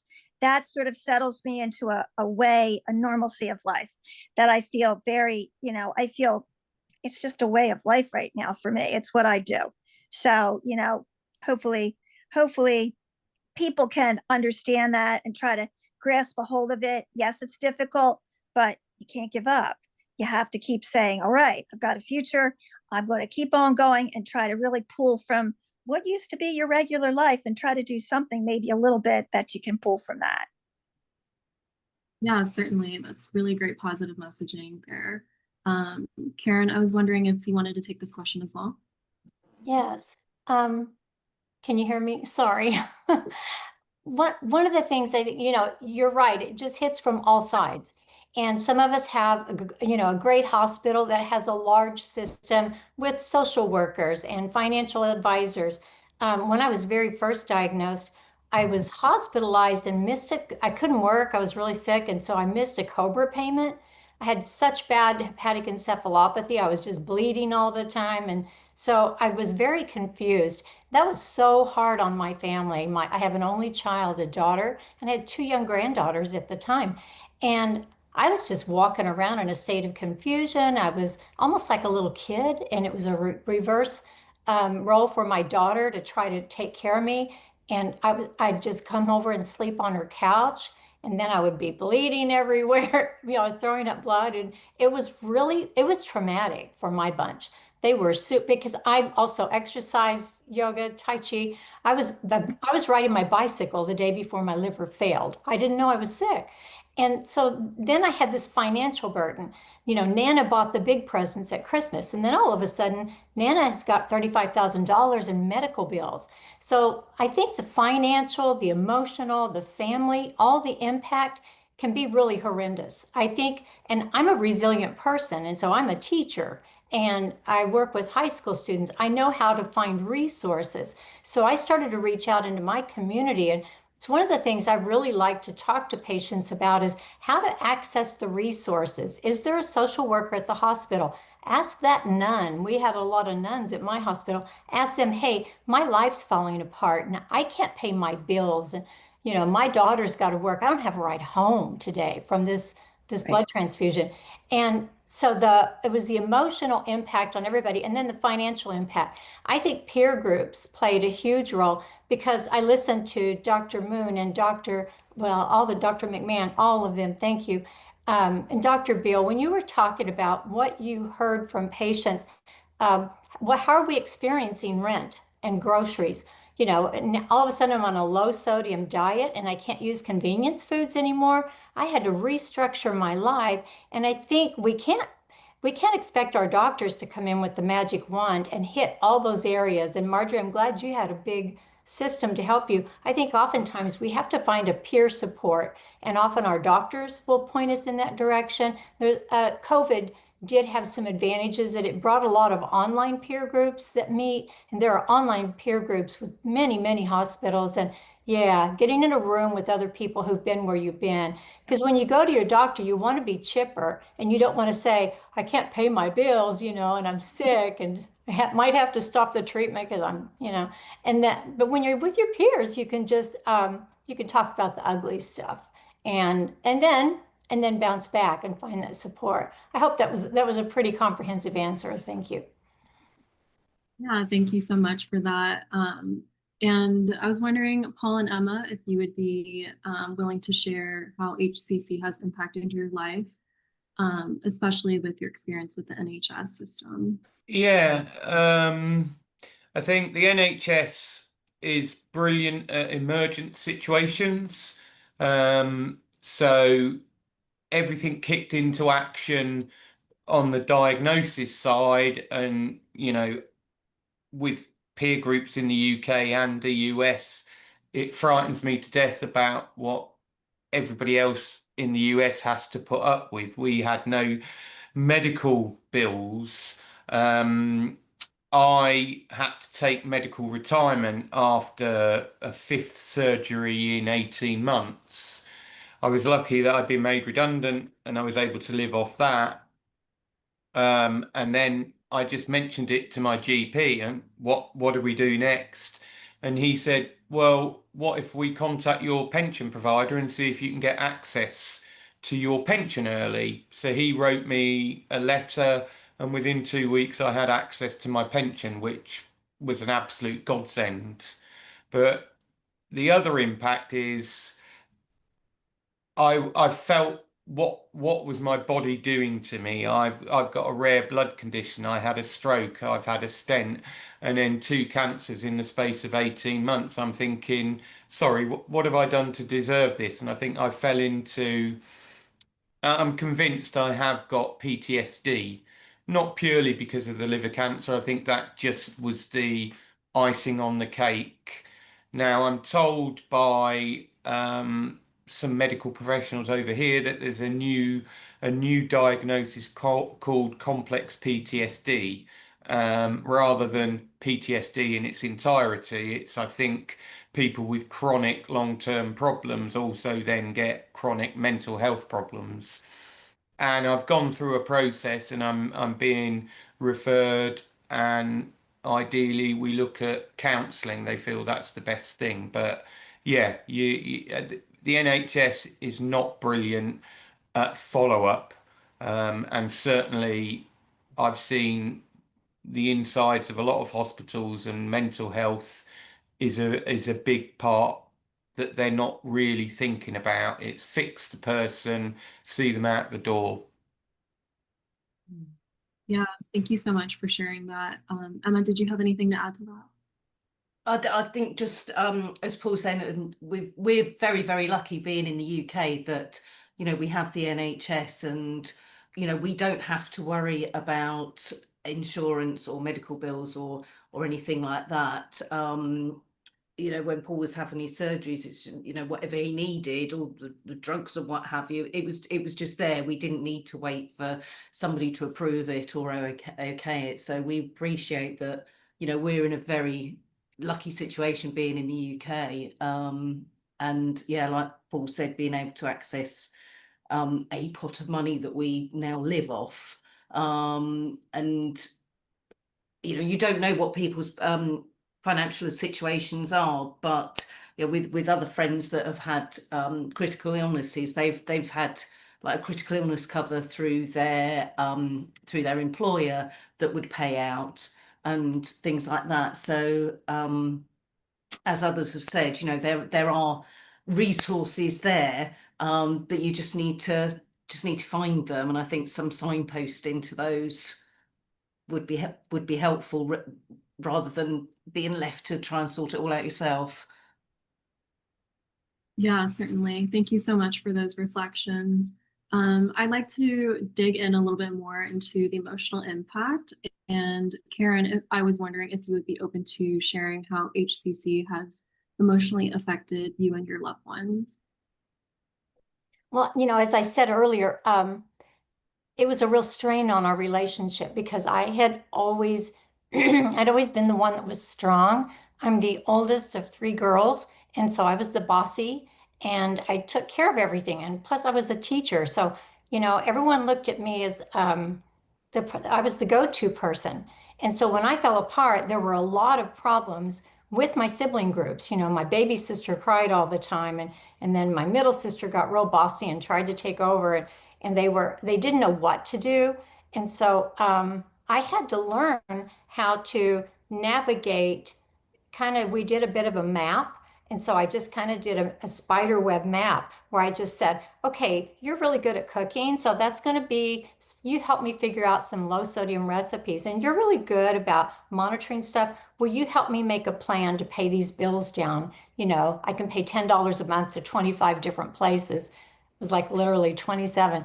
And so I had to, what this does, I think, Michelle, is it helps us to get up above the problem. Because if I'm sitting in the middle of it, I am down. I am like glued to the couch, super depressed. But what if I got up and it's like, I'm going to take charge of this to the degree I can, even though I'm confused. And then I kind of assigned things to different relatives and even assigned times to my daughter. Hey, you know what? I'm going to be fine for the next week or 10 days. You and your family go ahead and take that vacation. Please don't feel like they were trying to take me with them, and it wasn't comfortable for me. I was too sick. I didn't want to be away from my hospital.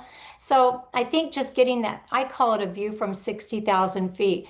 Let me look down at the whole problem. Here's the role my hospital plays. Here's the role the social workers play. Here's the role that I play. And then here's my web of resources around that. And then that kept me thinking more logically instead of staying in that constant you described it well, Paul, that constant trauma of it. And anyway, with that, Alan, I think when we had a meeting before, you're very clear and logically minded. Did you find something similar to what I'd experienced in taking that hierarchy, just looking down at the problem rather than being in the middle of it? Karen, are you talking to me? Yes, I'm sorry, I didn't know. I didn't know. I remembered that from when we spoke before. Yes.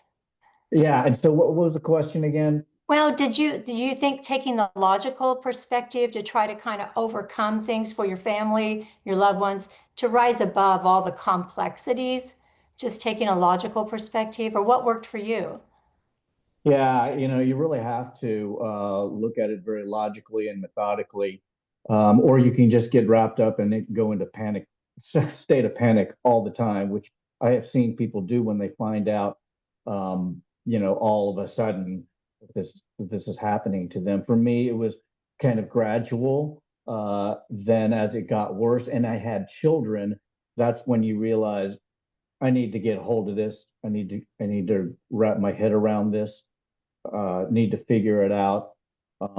And you're right. You just have to think of it logically. And when you think of it logically, you think, well, there is treatment for this. It's not, you're not, for hepatitis B, not the cancer itself, but I could be in a whole lot worse state. And so once you start saying, okay, here's what I have to do, a lot of people think, oh my God, my life is going to have to change and, I'm going to have to make all these adjustments. But it's very, once you just start adding it to your routine, like brushing your teeth, taking that pill every day, it starts to be part of your regular life and your routine. And I'm saying that from somebody who hasn't had to get to the point of having cancer at this point. So, my mindset is different than had I had cancer. That's tough. That's a tough pill to swallow. So, I don't know if my experience relates to yours. You're a much more, serious and traumatic state to handle. Sure, but I'm curious also about the hepatitis B virus. So then did you like speaking to your family and your friends about that, with any kind of stigma that you Yeah, experience? Worried I about think that? when you look at the Asian cultures, they don't like to air out their health deficiencies. They don't want to tell anybody about it. And that's part of the reason why you do have high rates of liver cancer and death with the Asian community, because we don't like to talk about those things. One of the things my mother said to me when I was younger, when I was in my 30s and I found out, she said, don't tell anybody, nobody's going to want to marry you.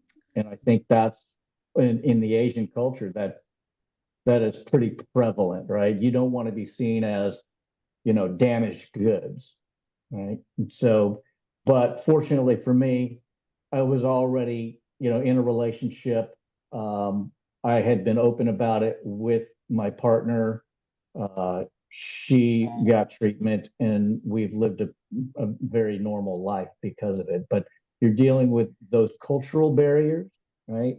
And then, the reality of it all, there's a lot of denial. And I admit I went through that denial early on, because when you're, 30 years old and you're a profession and they're telling you you've got a deadly disease that you can't feel, see, hear, you can put that on the back burner real easy, which I did until it got to the point where, I had a cirrhotic liver.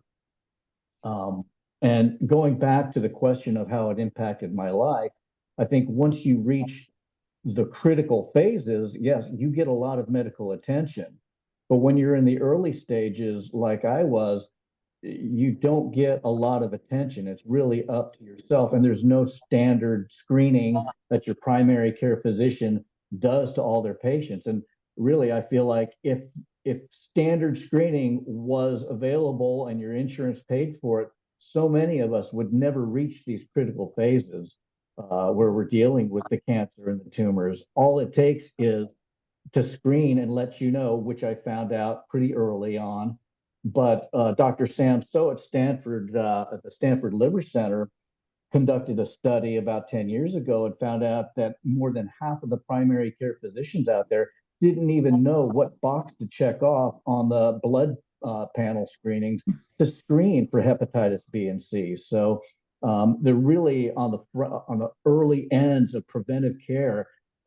It's as simple as a blood screening, and I wish I had it, but I found out after I had a liver inflammation. My brothers and sisters found out after their blood was rejected when they donated at the blood bank. None of us knew we had it until we said, "Hey, I got it. I got it too. This is how I found out." And we're left to connect the dots, which eventually led to my mother, who was hepatitis B positive, who we all were exposed to in the birth canal. When you're exposed to all the fluids, a pregnant mother, their immune system peaks up. Then we realized, oh, our two uncles died of liver cancer. So there needs to be a lot of care in the front end and explanation in the front end with primary doctors before it gets to this critical phase. Yeah, certainly. Thank you so much for sharing that with us, Alan. I was wondering if, Marjorie, if you could describe any support that you received from the healthcare system. Oh, well, my healthcare system is wonderful with support, very organized. Immediately, I was contacted by a social worker. I have, within the first week of diagnosis, I was contacted by the dietitian to discuss my diet. I have actually been part of 2 clinical trials. If I wanted to participate, I did, which were fascinating, to be honest with you. That was approached to me. I did that. My doctor has been extremely supportive. I see him. I see the nurse practitioner. My medical support and my medical team has been amazing. And then, of course, I'm very fortunate that I have my own little system of friends and family and my coworkers at my job, and this nice surrounding of people that have really come forward. I always say the cream rises to the top. We really see who our friends are when we have a diagnosis like this. And I really found so many wonderful people that have been so supportive to me to this day. So I can say nothing bad about my medical support, to be honest with you, not at all. Yeah, thanks so much for sharing that. And I'm really happy to hear that you have such a supportive team. Emma and Paul, would you be open to sharing any support, positive or lacking, that you received from your healthcare system? Yeah, slightly different experience, unfortunately. Yeah, I haven't seen either of my consultants for face-to-face for about 3 years. Yeah. Wow. It's literally a 5-minute, right, your scan was fine, thank you very much, bye. I became a diabetic after having a Whipple, and it took me over a year to get a dietitian appointment. The nurses have been pretty good, the diabetic nurses, they've been very good, and they've signposted a couple of things that have saved me a lot of money. But yeah, the NHS is crumbling around every other element other than getting you through the door, treated, and out the door. I don't think they've got particularly good support structures.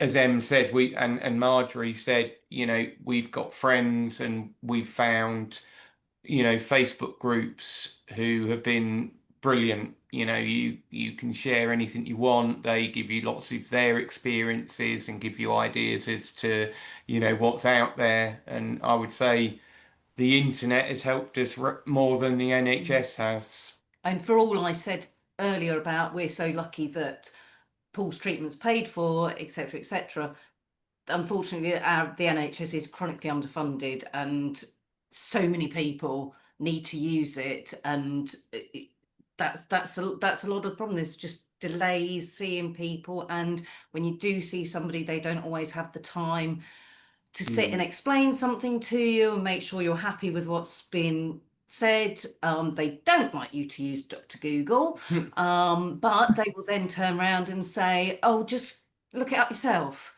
Or they'll give you a link to a website or something, but then a lot of the information is quite technical or quite medical, and you don't understand it anyway, and it's confusing and scary, and unfortunately it's a time issue with a lot of them, time and, well, like Paul said, waiting to get an appointment. But it's just when you can get a doctor to look at you as a person rather than a body, and you know, treat you as they would want to be treated, or treat you as they would want their family member to be treated, then that's a big, that would be and will be a big start, just And to take the time to. these sort of things, I think, prove that you've got to be your own advocate. You know, you've got to fight for everything to get diagnosis, treatment, support, etc. And we've learned that. We volunteered to do this, and we've done other work with other charities and other organisations, you know, with the view that if we can say anything and help one person out there have a better life, then that's why we love doing this thing, better experience. Yeah, thank you both for sharing that, and really glad that you mentioned the advocacy part of that. It's a very important aspect that a lot of people definitely need to learn about. Looking ahead, Karen, what are your recommendations for healthy living after a cancer diagnosis? Well, I started off on the couch in a dark room because I Googled, you know, I was afraid of water. Like I need an alkaline machine. I can't afford to live anymore. I can't eat sugar and I was already eating a low sodium diet. So I think there's, you know, once you get past the darkness and the fear, and Alan, you mentioned denial, and I think we go through those stages of grief over and over throughout, not just liver disease. And then especially on cancer, it's like, I can't believe I've got cancer. And I begin to withdraw from people and just spend a lot of time at home. And then, you know, you have those days when you're like, I'm going to get up and I'm going to make a list and I'm going to eat these healthy things. I bought a mini trampoline. I'm gonna start to take care. I'm gonna start training for a transplant. Instead of planning my future, I'm in my funeral, I'm gonna plan my future. And so I really, you know, some people just have a higher, as a teacher, I can see there's people that have a real high hardiness scale, and they're like, I can do this, I can do anything. And then they get tired. And then there's other people who need someone else behind them. And so I think it's good to know yourself. I say, and this may sound rude, and I apologize in advance, I think everyone should have a cancer diagnosis for about 5 minutes. And you shift it, you shift in your head, like, what's important to me and what's it going to take to stay going? How can I move through the fear? And my whole life mentally expanded after that. So taking care of myself mentally, psychologically, staying above and outside the problem and looking down, mapping out. Someone else mentioned having a map for that, you know, being able to know this is where I can get off and get help here. Mapping out your life and planning, and even having, you know, the other resources that can help you with it. I think nutrition's a big part of it, but it's not the only part.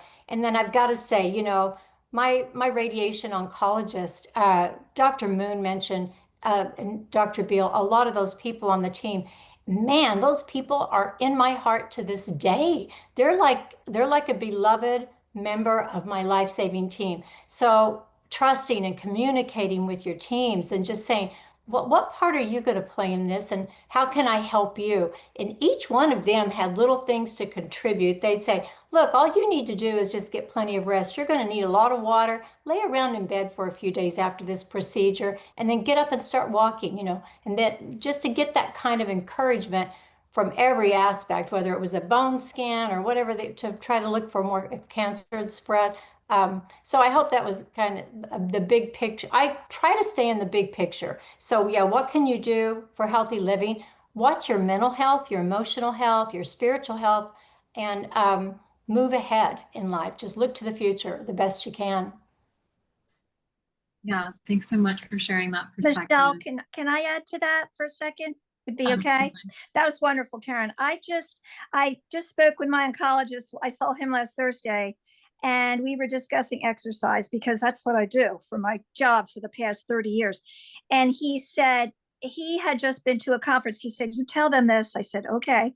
He has just been to a conference 2 weeks ago where it is becoming such a well-known thing now for reoccurrence or preventative, both, that they did a study, and this was colon cancer patients. So it's not us or not liver, but people that have had surgery, have radiation, had chemotherapy, but also had a prescribed exercise regimen with that as an addition thrown into the pot, were much more likely to have the cancer not reoccur and to live longer and much more successfully. So when I tell my doctor, I'm like, you got to write down what I do, because no matter what, I'm going to walk my dog 20 to 40 minutes every day. I don't care how I feel. I'll do it because I feel just as good walking the dog as I do sitting in the chair. I found that, like, under doing these treatments I'm doing, I'm like, when I'm sitting in the chair, a lot of times I'm thinking, oh, I don't feel good. What's this? Oh, I'm achy. Oh, my head hurts, or whatever. If I'm up and doing something for somebody else, or walking the dog, for example, or I have grandkids, so, doing stuff with my grandkids, I still teach fitness. I teach 3 classes from home a week. I taught it all through all of my treatments, everything I've gone through. I recently went back and I started teaching my chair yoga again.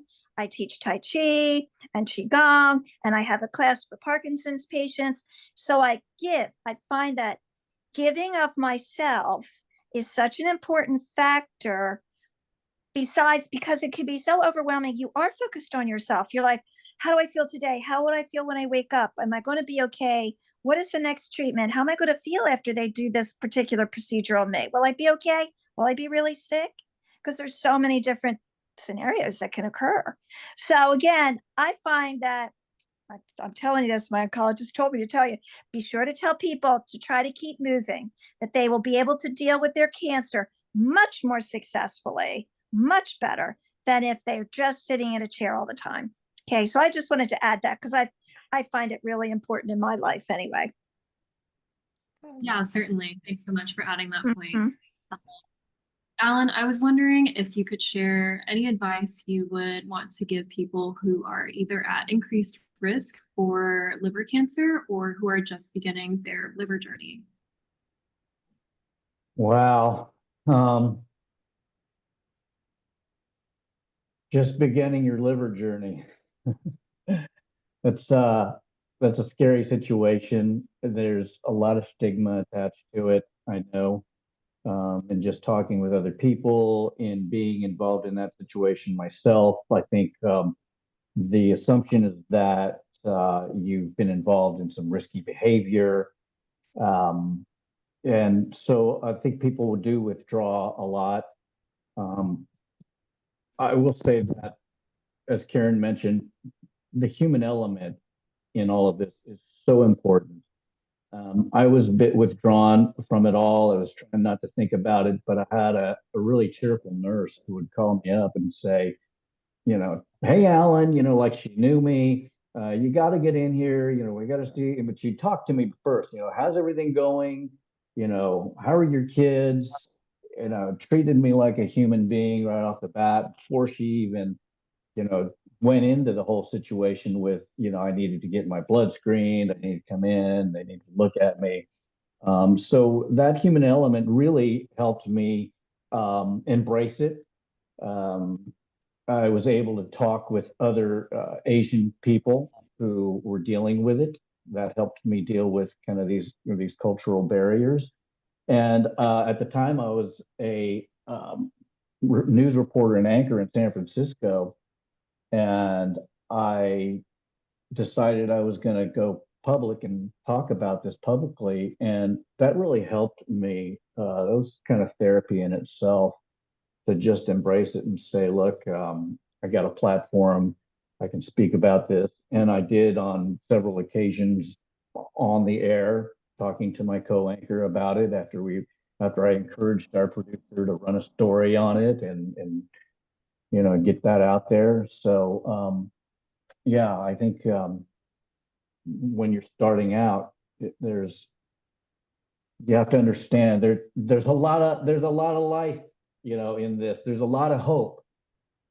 It's not a death sentence, and you gotta look at it that way, because you got to think about it. There's treatment for this, and then there are many, many, many people out there dealing with diseases that there is no treatment for. So if you can just get on the program and stick with it, and be consistent, you're in good shape, because we're dealing with the battle in this is in the early stages is we're fighting a battle of ignorance. People just don't know. People don't know to get screened. People don't know to get in the program and start taking care of yourself. And as soon as you get involved and there's treatment, I mean, that's you're going to be in good shape, and I think I'm living proof of that. I've been undetectable. My liver's better now. And folks, if I just real quick, and I'll let you guys talk. But I was involved in a documentary film that was made, and it's on YouTube. It's called Be About It, and it mirrored the lives of me and another patient who really didn't take care of himself. He was a healthy triathlete. And despite the fact that his father had hepatitis B and they watched him die by ignoring everything and not taking care of himself, this guy also ignored the fact that he was hepatitis B, and he was a radiology technician.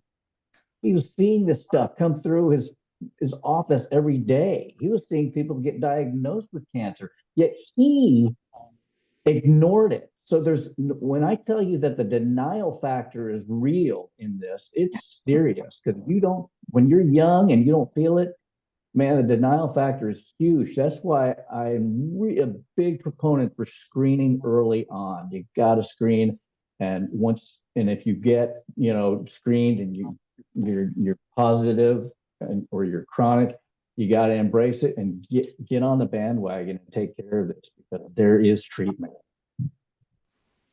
Yeah, certainly. Thanks so much for adding that, Alan. And thank you all for your openness and honesty and strength today. Your stories are very powerful and a reminder of why patient voices are essential in liver cancer care and advocacy. I'd like to open it up to the group to see if you guys have any final thoughts you'd like to share with the audience. Well, I'd like to summarize I just want to summarize by saying the relationships are what's valuable. And we've all talked about that. And I think learning to be a person that maybe has to come outside of themselves if they're more introverted, and overcome their fear of talking to others. And we can grow through this. So it's about growth. It's about growing and educating ourselves.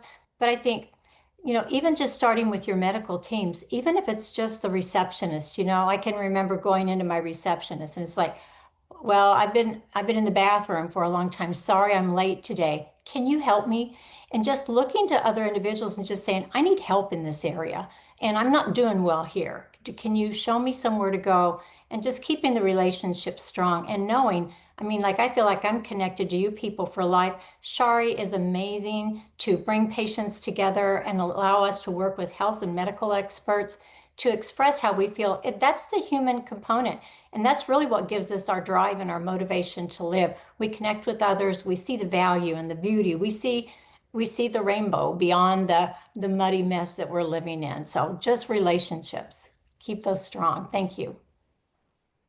Thanks, Karen. And Paul, did you? I was just going to say, sort of similar to Karen, is our view is you can never ask enough questions. We always prepare for any interaction with the medical team. I don't think enough people do. So they go in, they're told something, they come out, and realistically, they've never understood a word that has been said. We always take notes. Me and Em then have, we're both sort of different personalities, different trains of thought, and we make a great team in understanding, did we not understand, or do we need to go back to people? Going back to the patient advocate, you you can get lost in the system just because you're told you're going to get an appointment, and you sit there for a few months thinking, oh, I haven't done. You've got to go back and chase and chase and chase. Yeah, that's it. But and it's funny because on my notes, Alan, I've got it's not necessarily a death sentence. You know, you've all shared, you know, positive stories, but also just be honest about how you're feeling. I mean, it is possible to be positive about it, but there are days when you go, actually, this is a bit pants and I don't feel so good. And, you know, to be able to say that to somebody, to not, you know, we've learned over the years to be honest with each other about how we're feeling, because sometimes I haven't said something because I didn't want to worry Paul, and then Paul doesn't say something because he doesn't want to worry me, and we're worrying about each other and not knowing how we feel. So we're more honest with us, and also with our son as well. You know, we realised that he was worrying about things, and we, you know, were always had open conversations with him about what Daddy was going through. And just, you know, accept how you're feeling, and yeah, don't beat yourself up about it. That's the other thing that I've got. What's you know, it's not like you see on the TV. You don't go in and an hour later it's all fixed. And also accept that you might never know what's happened or why it's happened, and don't beat yourself up about it if there are some answers that you don't get. Which completely contradicts everything we've just said, but well, I'm in the minority as to why I got HCC. So, and I beat myself up for a couple of years, but I now say, well, you know, it happened. I wake up every day. I've got a great life. I'm now retired, lovely family. You know, what have I got to complain about? Yeah. And one brief thing I'd just like to add is, if it makes any sense whatsoever, try to have a sense of humor. I mean, it's hard when you're going through this, but sometimes you're in this place where you just have to laugh and you have to say something funny. And my oncologist is taken aback. He starts laughing. It's like, I'm not going to change the way things are going to be or what's happening with me by being sad and miserable and upset. I might as well be me. And I've always had this sort of inner positivity about me. And I think having a sense of humor, somebody just said to me the other day, Margie, you're like joyful. And I said, I don't know, I'm still me. Even though I have cancer, I'm not cancer. I'm still Margie here, you know? I'm not that thing that's inside of me. It's still me. So to have that sort of perspective of, you know what, I know, I mean, I don't feel that great right now anyway, but I know there's days that are bad and that are hard, but just try your very best to be as positive as you can. And I think that might help. Yeah. And Paul and Emma and Karen and Marjorie, you all seem like very resilient people and have a lot of admiration for your attitude. Seems like you have a lot of support. And I think what the medical field has to ask themselves is, how do we get to those people who may not have that resiliency, that support?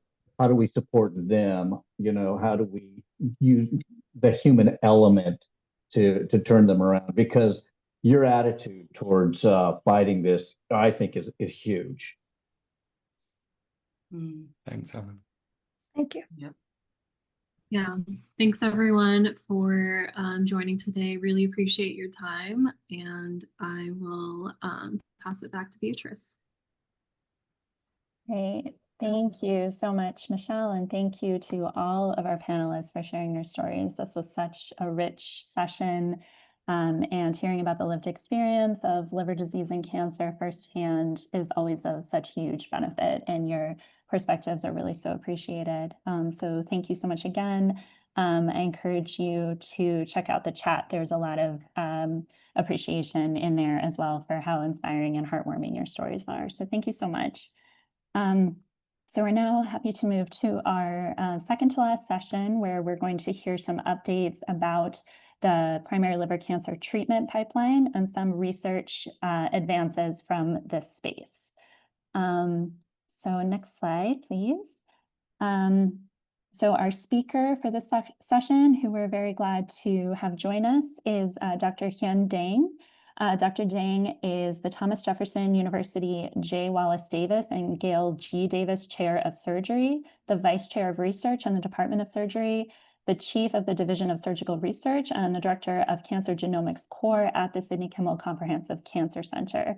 Dr. Dang is a tenure-track assistant professor at Thomas Jefferson University in the Department of Surgery at SKCCC in Philadelphia, and her lab studies the roles of RNA binding proteins in primary liver cancer using genomics, bioinformatics, translational science, molecular biology, and CRISPR and Cas9 tools, as well as RNA biology. And in addition to bench science, her team is currently collaborating with medical oncologists and surgeons to work on developing some biomarkers to identify people at higher risk for hepatocellular carcinoma, which was kind of touched on a bit earlier. So a reminder to put any questions that you may have for Dr. Dang in the chat as they arise, and we'll answer them as best as we can. And Dr. Dang, I invite you to begin. Would you like to share your own slides, or would you like us to share? Oh, okay, perfect. Yeah, I'd prefer to share just because I made a lot of changes while I was going through. Sure, thank you so much. Sure, so let me go and do this. Can everybody see my slides okay? Yep, it's perfect. Great. So thank you for having me. And it was kind of heartbreaking hearing the patients' stories, and it was very nice. It was nice just to know that there's a path forward. And so anyways, thank you for sharing. So my talk today is probably going to highlight a lot of the things that you've already heard. So I'm going to skip through some of those information about HCC and where it's predominantly found. And so I'm just going to skim through some of these slides just because I think Dr. Mann as well as Dr. Levis already talked about. So I'm going to just briefly go through this. HCC is pretty prominent. It's the 5th most common cancer in the world. Majority of those HCC occurs in Southeast Asia as well as China, Africa, and then of course the United States and South America. And as you all know, HBV, HCV, and alcohol is one of the main etiologies associated with HCC. And what I really wanted to highlight is that HCC is a very complicated disease. And it's not complicated because of the genetic alterations, but it's complicated because of the underlying liver disease. I think Dr. McMahon had highlighted aflatoxin, alcohol abuse, a MASH or MASLD, which is a metabolic disease with fatty liver, plus one of the metabolic diseases like hyperlipidemia, diabetes, obesity, and hypertension. And of course, hepatitis B and hepatitis C, viral infections, and that on its own can cause a very different biology. And because of that, that can really make treatment really difficult because there's really not one target. And I'll highlight a little bit more of that later. But HCC is not something that happens overnight. It's a 30 to 40 year progression. And by the time most patients see it, it's pretty late stage. It starts with fatty liver hepatitis. If that doesn't go checked, poor screening, patient doesn't realize things happen progressively fast, then that can lead to fibrosis. This is generally reversible, but once you reach late stage fibrosis and cirrhosis, it's end stage liver failure. And just to highlight that while most HCC patients have a cirrhotic liver, it's a very small percentage of patients that have cirrhosis end up with HCC, mostly because patients tend to die before they have HCC. And HCC has various stages. There's early stage, which are mostly resectable and localized small tumors, and they have the best outcomes. And then, of course, you have the intermediate, advanced, and then the terminal, and those have a poor outcome. And those are a little bit more uncommon, and the 5-year survival is a little low. I'm not going to spend too much time on this just because I think Dr. McMahon as well as has already spent a lot of time on this. But the majority of the patients that we see at Jefferson or that I work with in terms of genomics are these late stage HCC patients. And so in our tumor boards, these are mostly the patients that we see here. And again, I wanted to emphasize that the reason why HCC is such a hard disease to treat is mostly because of complex biology. And that complex biology is because there's complex underlying liver disease. You have patients, with hepatitis B, hepatitis C, and then you have mutations, and then you have alcoholic disease as well as non-alcoholic disease, and now you have a metabolic disease associated with fatty liver disease. And because of that, there's so many different tumor biology associated with the various etiology. There's really not one single marker. Like in pancreatic cancer, for instance, everybody knows if you have KRAS mutation, then that is a biomarker with pancreatic cancer. But there is not one single mutation that occurs in HCC that we can say, oh, you have this mutation, you have HCC. There's no such thing. There is no such thing as, oh, you have this gene amplification, therefore you have HCC. There is no such thing. Just because the etiology associated with HCC is very complicated. It's very complex, as you've heard throughout the day. And as scientists, we've looked at this at different levels. We've looked at the DNA level. We've looked at, the copy number, how many copies of each gene you have. We've looked at the RNA. So if it's getting transcribed into RNA, are those genes expression, do they change? We looked at microRNAs, which are non-coding, but smaller RNAs. Do we see any that's specific to HCC? We've also looked at methylomics, which is how the DNA is methylated. And we've also looked at proteins expression. Are there specific proteins that are more elevated in HCC patients than non? And there's really, again, not one specific pathway or protein that really says, oh yeah, HCC patients have this one protein that's really elevated, and that's why they have HCC. And when you look at the mutation landscape, again, this is to emphasize that there's really not one mutation that makes up all HCC patients. This is a study done in 2017 by the TCGA. And what they found was that while P53, which is most common tumor suppressor mutated in all cancer types, is only mutated in 30% of all HCC.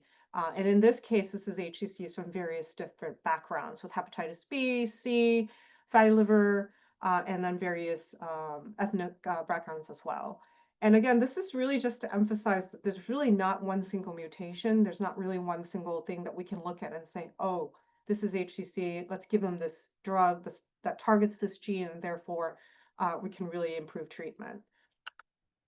So one way to surpass all that is to really look at what the true tumor biology looks like. So ideally, I'm going to go back to this slide. Oh, did I go? This slide. What we've been really thinking about as scientists in the translational field, as well as collaborating with clinicians and surgeons, is how do we understand HCC biology, and then how do we really subtype these patients into little buckets? And if we can subtype these little buckets, is there a way for us to target them based on their tumor biology? And one way to really do that is to collect bowel specimens or tissues and blood or fluids from patients with various diseases or high-risk HCC, as well as advanced HCC and surgical HCC, and then do all types of what we call omics, and look at the mutation, for instance, and then use that to then ask, are there specific drivers? In my lab, we look at RNA binding proteins, but we've also collaborated with other people, and we looked at various different proteins, including, tumor suppressors as well as oncogenes.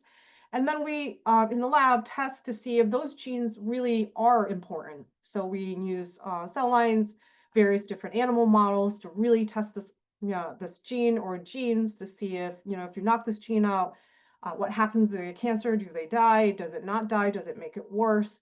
And that then leads to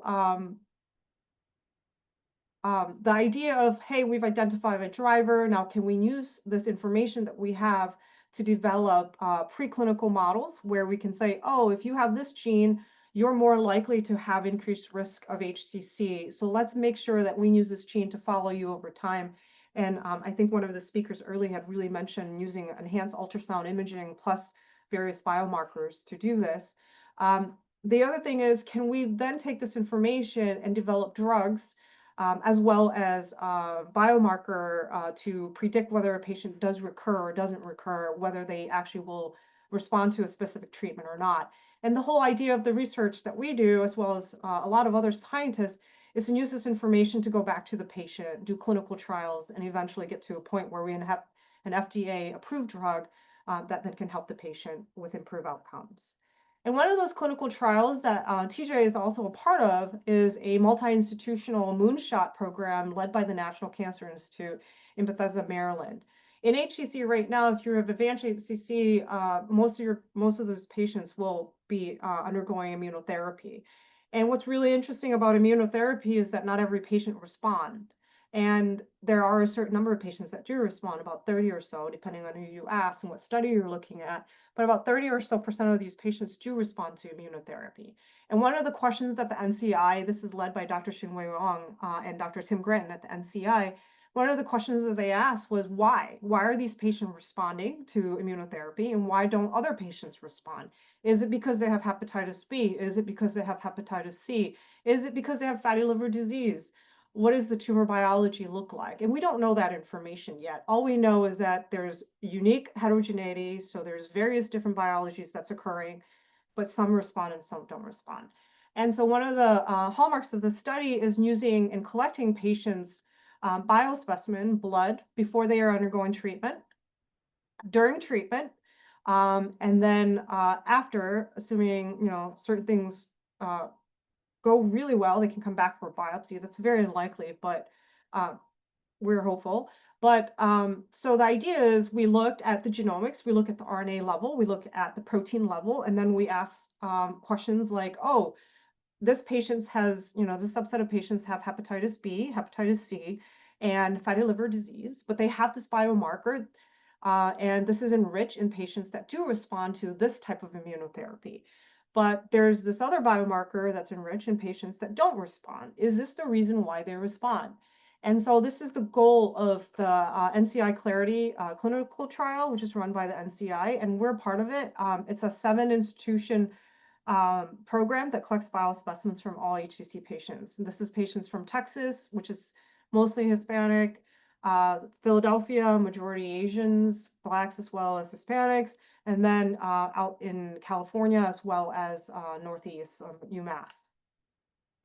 And so one of the things that's happening in the HCC world is that because the tumors themselves are so different, the biology is so different, we had to figure out a way to put patients into buckets. And one of the ways to do that is to identify patients with similar biology or similar subtypes.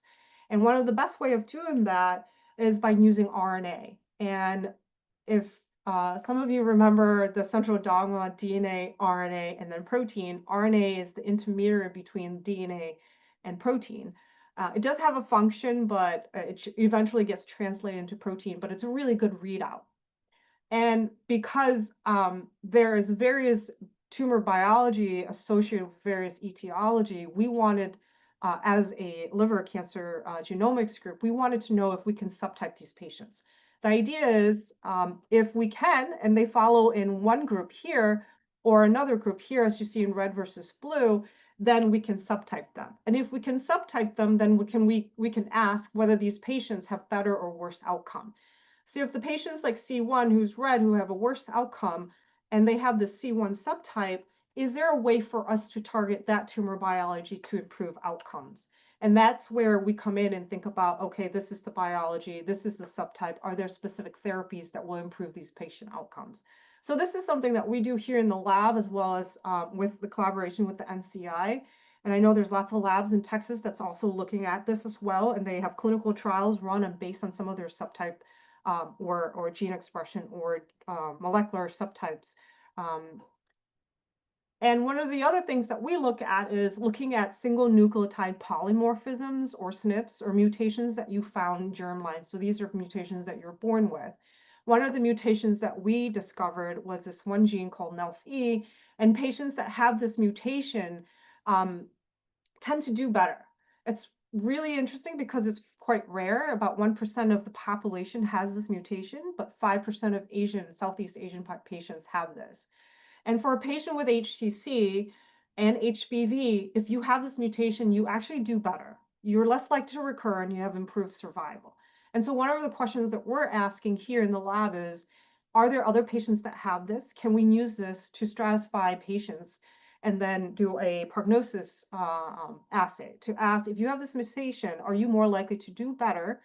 And then the next thing that we wanted to ask was, if you have this mutation, how do we leverage this mutation to see if we can develop therapies? And so one of the ways that we're doing this is by looking at mouse models and developing a drug to mimic the mutation. And so this is an example of one of the studies that we're doing, which is developing this drug that targets this mutation.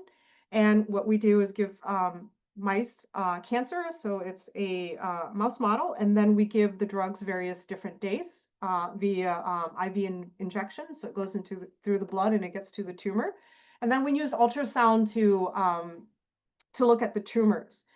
And this is all preliminary data, and we're still doing more. But if you can see here in the control where we didn't give them the drug, compared to the animals with the drug, you see there's about a 10-day, which is pretty big for mice, because their lifespan is a lot shorter than the human lifespan. You see that there's a really nice survival outcome. So that seems like to be improved with the drug without the drug. And here we're only doing 6 treatments. So we're testing like different ways of treating the animals to see if we can improve this, maybe if we added like another 6 treatments. And the drug that we develop is very low dose.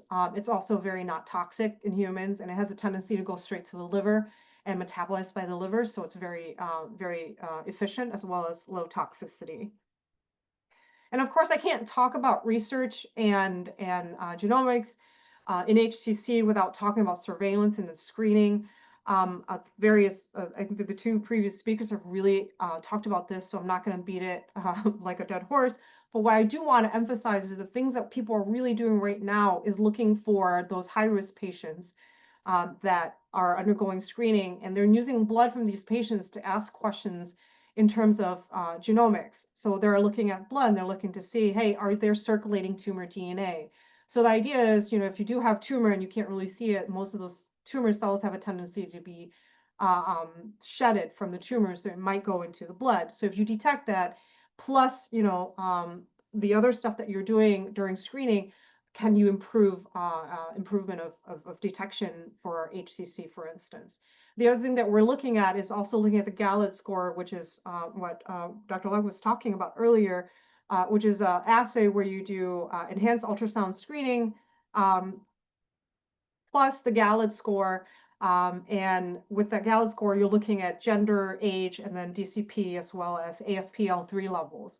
And what we're also doing in addition to that is looking for mutations. So if there are tumors and they are shedding DNA, can we identify the DNA? And if there's specific mutations, can we add that plus the screening and the ultrasound to see if we can really better improve HCC diagnosis?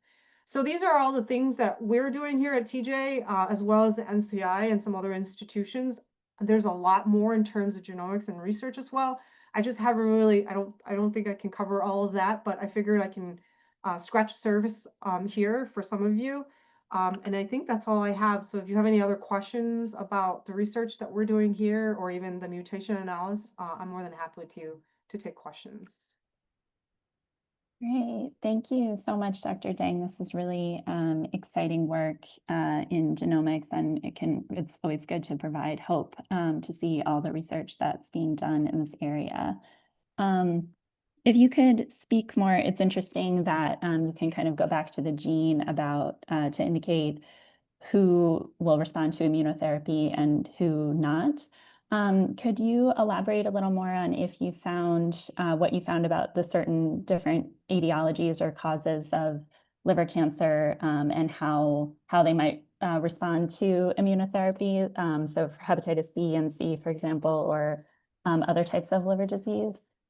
Right. So I think there's a couple of immunotherapy clinical trials, and I think if there's clinicians here, I think they would be better equipped to answer this question than I am. But based on the literature,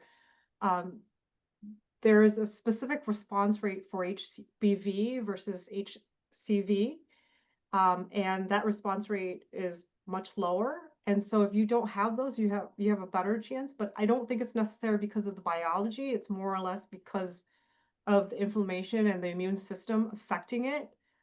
So I don't know if there's any clinicians here that might know better in terms of that, but that is my understanding of the tumor biology and the etiology associated with response to immunotherapy. Okay, perfect. Thank you so much. Yeah, we can definitely follow up on that as well. But this was really encouraging and a lot of cutting edge work, and I'm glad that Jefferson is involved with the NCI and the Moonshot initiative. So thank you so much for sharing this. We really appreciate it. Sure. And we can follow up with other questions afterwards as well. So thank you. Thank you. All right, and now we will move forward into the final session of our conference, which will focus on addressing primary liver cancer at both the individual, community, and systemic levels from a variety of different perspectives. So for this session, this will be another panel discussion. And I'm very excited to introduce the panelists for this session. So I will actually, again, introduce our moderator and then leave it to her to introduce the panelists in turn. So moderating the session, we have my colleague, Dr. Catherine Freeland, who is the Associate Director for Public Health Research at the Hepatitis B Foundation. Dr. Freeland received her PhD at Thomas Jefferson University College of Population Health with a concentration in health behavior science and a dissertation on addressing low hepatitis B birth dose vaccine uptake in Nigeria. She led the effort to incorporate values and preferences for people with lived experience of hepatitis B within the updated 2024 World Health Organization guidelines for hepatitis B last year. And she continues to focus on addressing barriers to hepatitis B elimination globally. So a reminder, if you have any questions, please put them in the chat and they'll be addressed by the panelists at the conclusion. And so Dr. Freeland, I invite you to begin. Thank you so much.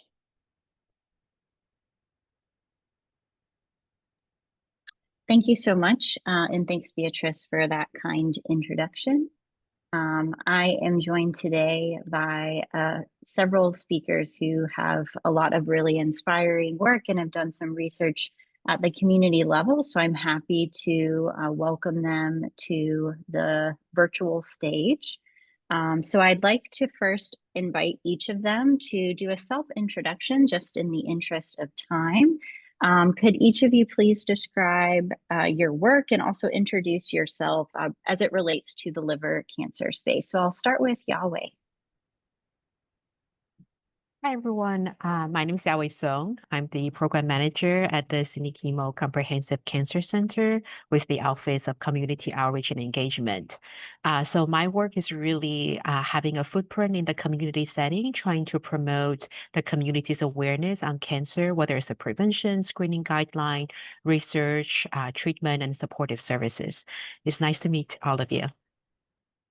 Thanks so much, Yahweh, and great to have you here. I'll pass it over to Molly.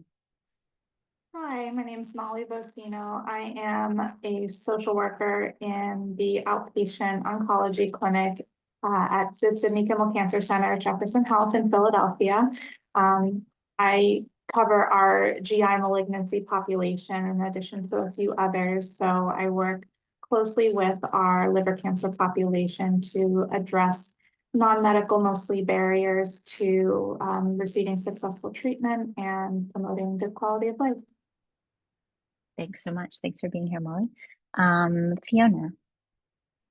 Hi, thanks, Catherine. My name is Fiona Brondi Jenkins, and I'm a public health research fellow at the Hepatitis B Foundation.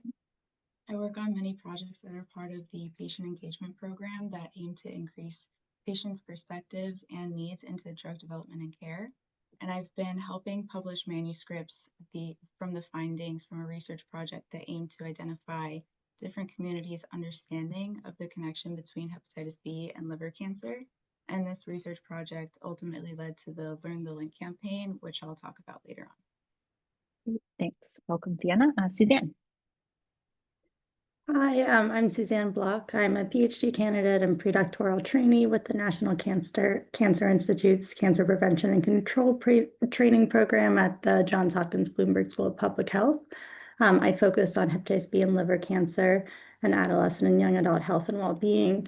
I'm also very interested in prioritizing community or participatory approaches that center community voices. And with the Hepatitis B Foundation and in my dissertation research, I focus on adolescents and young adults living with hepatitis B, their care management, and how to promote long-term care engagement and the prevention of liver cancer. Thanks, Suzanne. And last but not least, you. Hello from California. My name is Yung Hoa, and I'm the Director of Program with the Vital Access Care Foundation, or AKA the Vietnamese American Cancer Foundation, in short VACF for both names. VACF is a nonprofit founded in 1998 to address cancer as the top cause of mortality in the Vietnamese community. And over the years, we have expanded our partnership with local CBO to serve more diverse, underserved API community in Orange County. And our work centers on the culturally and linguistically appropriate health education, care coordination, and also the system navigation for community member, especially around chronic condition like hepatitis B and liver cancer, one of the long-run program here at our organization. Thank you for having me here today. Thanks so much, Ian. Great to have you. Okay, great. So we'll jump right into some of the questions that we have prepared for the panelists. I'll start with Yahweh. Do you mind sharing some of the strategies you use for improving community awareness and education around liver cancer? And if there's any specific recommendations that you might have for other groups hoping to increase their capacity to do these types of activities? Of course. Yeah, I think that's a great question. I think for our team's work, we usually trying to explain as our work has different level of engagement. So we can consider we have like health fair, which is like we'll set up a table and sharing information and resources, and we're only interacting with a community member in a very short time period. And of course, we also have like community education, which can go a little bit more in depth, providing the overview of liver cancer, the association with different risk factors. And we also partner with community-based clinic that we also provide hepatitis B screening. So there's like a different level of engagement. And for us, we're also trying to be creative in when we're talking with community members who may not have any idea about liver cancer or even think about liver in general. So we have some spinning wheel questions. We ask very simple questions during that short engagement time period. Things could be like, how big is your liver? Can you point to us where is your liver located? Or like, can you name a few things to keep your liver healthy? I think as we engaging with the general public, which oftentimes may not be liver cancer patients or may not be at high risk population, I think the engagement priority is really trying to encourage them to think about liver health and to think about like ways, oh, maybe if I am at high risk, maybe then I can take actions for screenings and etc. And I think as for recommendations, I think we partner with a lot of different community-based organizations. We really believe in being present in the community to build that trust relationship with community members. So when community do have questions when it's coming to liver cancer or hepatitis B, we can be that trusted academic partner or hospital system they can turn into us.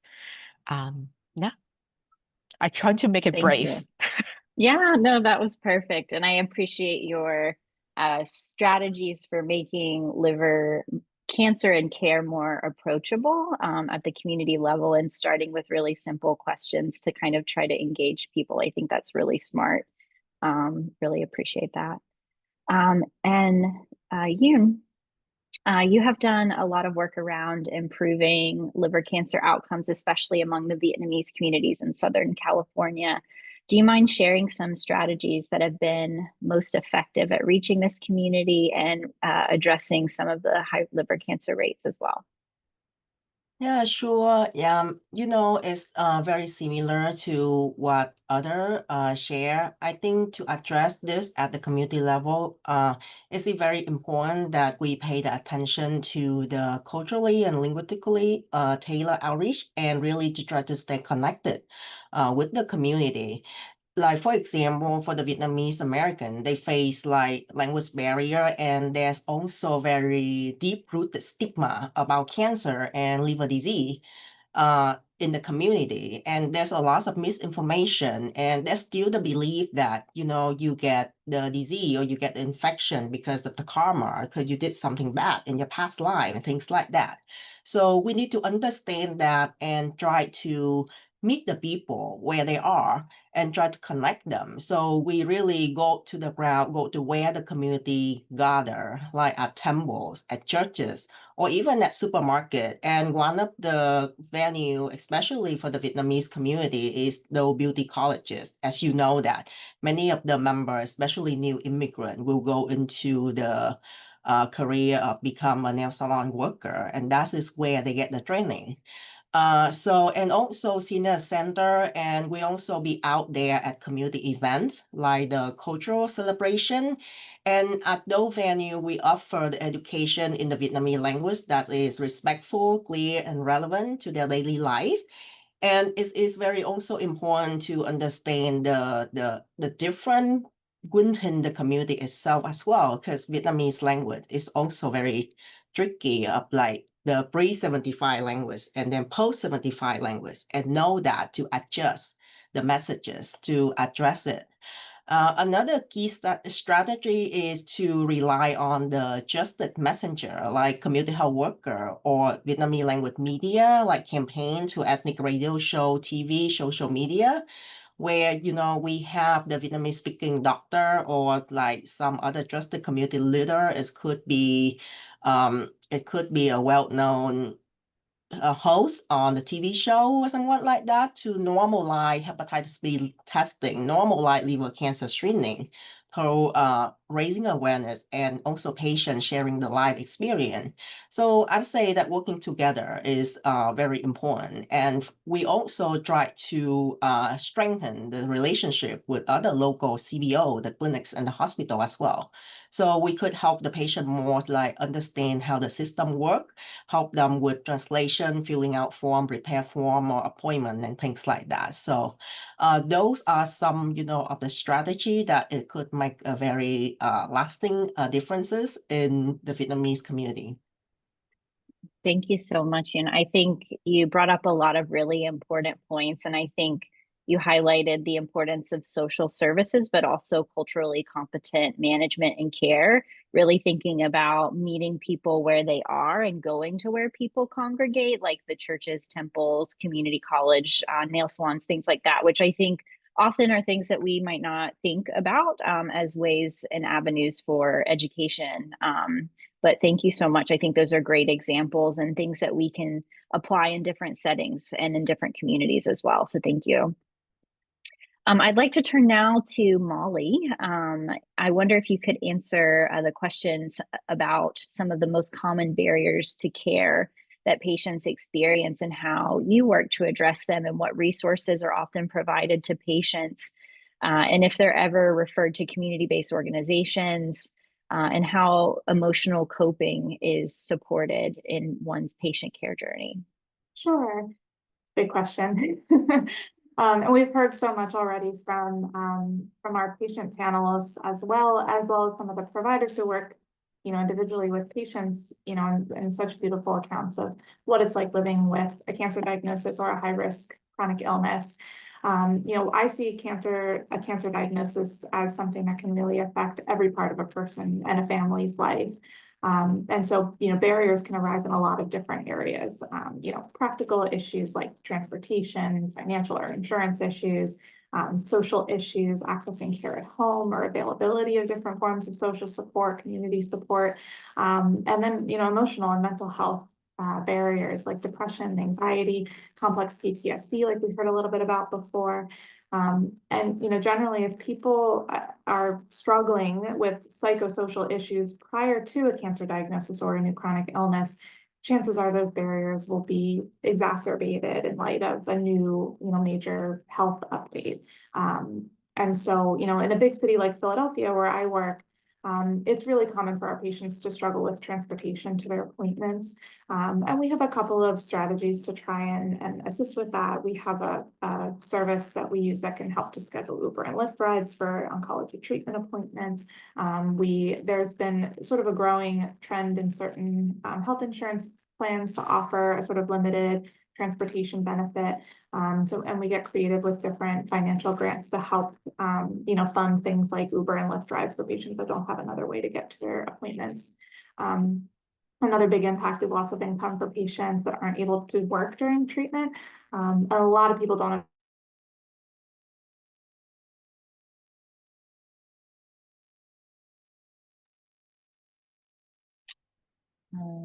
Did Molly freeze or is it just me? Okay.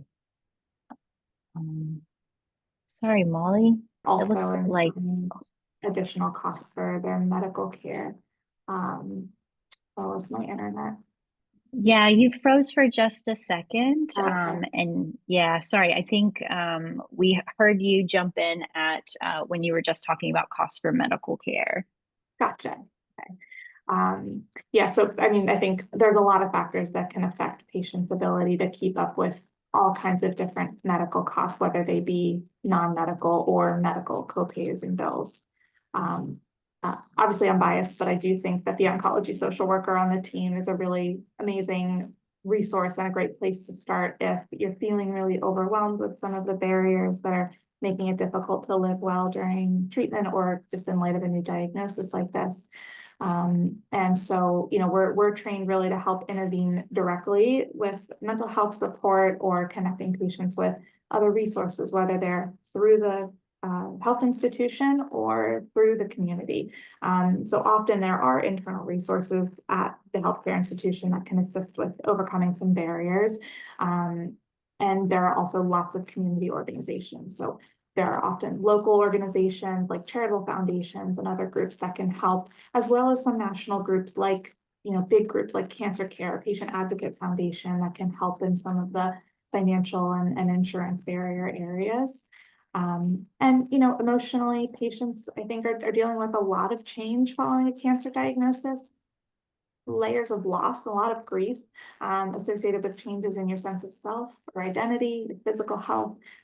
This can understandably lead to feelings of sadness and grief, practical barriers, and sort of uncertainty about how medical outcomes are going to sort of unfold can contribute to that loss of like a sense of control or a sense of self. This understandably causes anxiety. I think a certain amount of emotional kind of dysregulation is normal and expected in the wake of dealing with something like this, and sort of as you adjust to new circumstances. But despite this, we don't expect people to just kind of deal with that. There's a lot of opportunities to help you feel better about what's happening, whether it be mental health counseling, something like art and music therapy, or peer support, like we've heard about already today. And if emotional changes become impairing enough to sort of a person's well-being and quality of life, we also can provide more formal mental health treatment. I think the biggest thing to convey is that you can't get help if you're the only one that knows you're struggling. So I think the best and first thing to do is to tell somebody about it, reach out. Your care team's a great place to start, or a trusted family member, and social worker, of course. Great, thank you so much. I think all of those points are very well taken. And I think from our panelists that participated on the lived experience panel, I think some of these points that you mentioned really came through about how a cancer diagnosis impacts every part and aspect of one's life, all the way from, costs of care, transportation, to the ongoing appointments, the social support and mental health. And I think, your point to make sure that you're aware and communicating with your care team and making a friend with the oncology social worker is really important to connect you to resources that meet your needs. Is really important. So definitely keep that in mind. I think we'll move to Fiona to talk some about the Learn the Link campaign, which was an important effort to really raise some awareness around the connection between hepatitis B and liver cancer. Fiona, do you mind sharing a little bit about the campaign itself and the goals and objectives of the campaign? Yeah, of course. So the initial research project for the Learn the Link campaign started in 2021. And as Catherine said, the overall goal was to better understand the existing knowledge and perceptions about hepatitis B and its connection to liver cancer amongst heavily impacted communities in the US, including those foreign-born from Asia, the Pacific Islands, the Caribbean, and Sub-Saharan Africa. So for this project, we wanted to make it as community engaged as possible. So an advisory committee was created at the start of the project with members from the aforementioned communities. And the committee really guided the creation of all project materials, including recruitment materials and the focus group guide. And they've since provided input on all communication campaigns. So I think in total, 15 focus groups and 2 key informant interviews were conducted with community members, leaders, and public health experts. And not only did the researchers learn about each community's level of understanding about the connection between Hep B and liver cancer, but they also learned about each community's communication and education preferences. So by using all of these findings, the campaign was truly built through community input, and all materials were created in a culturally relevant way to raise awareness about the connection between the 2 diseases. The campaign also encourages communities to get screened for both Hep B and liver cancer, practice preventative behaviors, and really highlights the importance of engaging in Hep B care and liver cancer surveillance. And since the completion of the research project, materials have been made for 12 different communities, including Chinese, Korean, Vietnamese, Micronesian, the Filipino community, Hmong, Nigerian, West African, Ethiopian, Haitian, and Somali. So a lot of communities, a lot of materials. And now we're looking for funding to create more materials and translate them as well. Oh, wait, Catherine. Of course, I'm muted. Sorry, guys. Thanks so much, Fiona, for sharing about the Learn the Link campaign. I put a link to one of the pages of the campaign in the chat. So if you're interested in learning about some of the resources that Fiona highlighted, please do check that link out. I'd now like to turn it over to Suzanne. Do you mind describing some of the most impactful findings that you found from the Learn the Link effort study, and how these became most relevant resources, and what are the most relevant resources or interventions at the community level? Yeah, and I want to highlight both the individual and community because the findings showed this multi-level perspective and how we can leverage this for interventions and future efforts. So one of the things we found was that participants felt a strong sense of personal responsibility when it came to preventing or managing a hepatitis B or liver cancer diagnosis. And this was something they have to navigate within the context of families and communities. And I think we heard a lot about this already.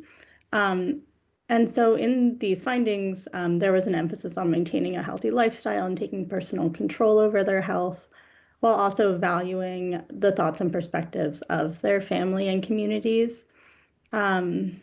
As Fiona also mentioned, there were some gaps in understanding about the relationship between hepatitis B and liver cancer. Some weren't fully aware that hepatitis B could lead to liver cancer, or they didn't differentiate between the two. And in many cases, liver cancer was linked to alcohol use, with hepatitis B not being top of mind as a cause. And so this was telling us that we need to focus more on clearly communicating the connection between hepatitis B and liver cancer in public health efforts. And then what is important, though, is that the sense of personal responsibility and motivation to stay healthy, combined with the importance people place on their families and communities, can really be leveraged to support liver cancer screening and care engagement. With the idea that people we're finding want to make healthy choices, and we can build on that by developing educational messaging that emphasizes behaviors like getting screened or staying in care. And that it's also really critical, though, to take some of the responsibility away from the individual. We know community plays a powerful role in individual behavior. So if we pair those educational efforts with strategies to strengthen social support, we may see more effective long-term changes. Thanks so much, Suzanne. Fiona, anything to add about the findings and the barriers to access to care from some of the research? Yeah, definitely. So from the research, we found that many foreign-born communities face complex challenges to fully engage in the Hep B and liver cancer care cascades, since care and management is influenced by many aspects, like healthcare coverage and cultural differences. from the Learn the Link campaign, we saw that at the policy level, many people find it difficult to engage in care because of their insurance status. So for those who without insurance or with inadequate coverage, they may abstain from seeking care because they can't pay out of pocket. Similarly, people with insurance may not want to actually use their insurance because they don't want their premiums and copays and other things to increase. So it's really important that we educate the communities we serve about insurance plans, what's available to them, and who and how to ask for help in navigating the insurance place. And this can really help to reduce the barrier of care for people living with Hep B and at risk for liver cancer. We also found that many communities may be hesitant when it comes to engaging with Western healthcare, not only due to the complexities of insurance in the US healthcare system, but also because of other culturally rooted perceptions of the health system. So many people may avoid screening because they believe they're more likely to receive a positive diagnosis at the doctor's office, or they don't want to rely solely on the pharmaceutical medicines that US doctors often prescribe. So many communities prefer to use traditional care first, and then if their health isn't improving or if they need a second opinion, that's when they'll seek out the Western doctors for advice.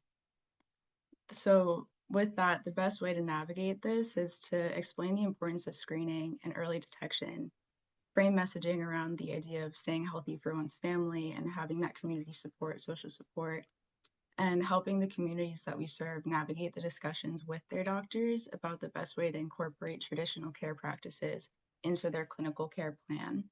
And we can also engage trusted family doctors in discussions about the importance of the care cascade and advocate for them to provide routine Hep B and liver cancer screenings to the communities that they serve. And this can really help to reduce the loss of follow-up and improve the provision of care. Great, thanks so much.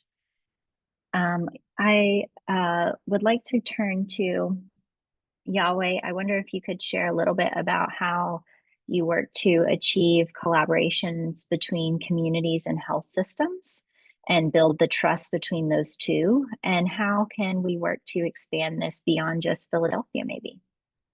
Yeah, thank you. And I think, as everyone has already shared on this panel, I think one of the key elements is like we're really listening to the communities, right? We're not just considering them as the receiving end of like our information, but also they're engaging in like developing how the messaging should be, providing that cultural and the language like nuance for us to deliver this information more effectively. So being respectful for the community and engaging them in as much as possible during the process, I think is very key.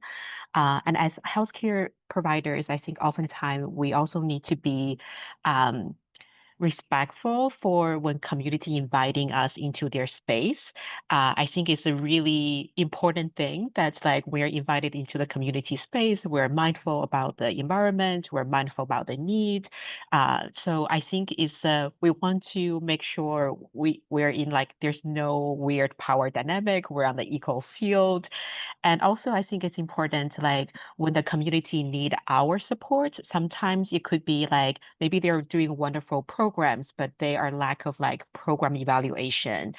Maybe that is something the researchers from the hospital or from the academic field can provide their expertise to collaborate on a grant application or a program evaluation. So we can also support our community to grow in that regard.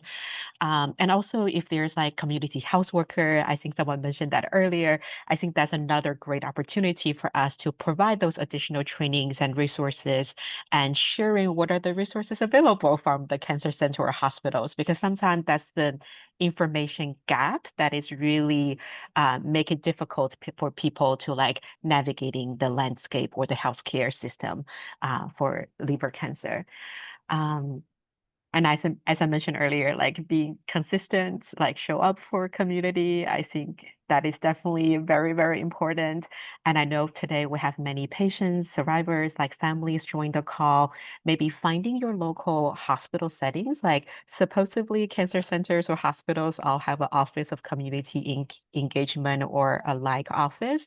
And we are dedicated in trying to be the bridge between healthcare system and the community. So maybe finding somewhere local so you can share your stories, because those are powerful stories for other community members to learn and hear.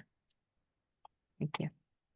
Thanks so much, Yali. I agree about the power of storytelling and how that can also impact others to maybe get screened or talk to their doctor about screening. I think your point is well taken as well about the information gap between the community and the academic health systems. A lot of times the academic health systems seem very intimidating to the community. So it's important to bring that to the community level, I think. And then your point as well, to listen to what the community needs are and where might the academic health system fit in, where can they come in to help support where there's a need there. So I really appreciate that.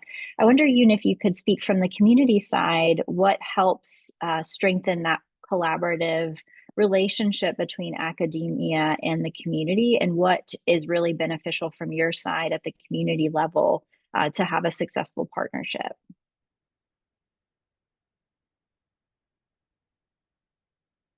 Yoon? Oh, okay.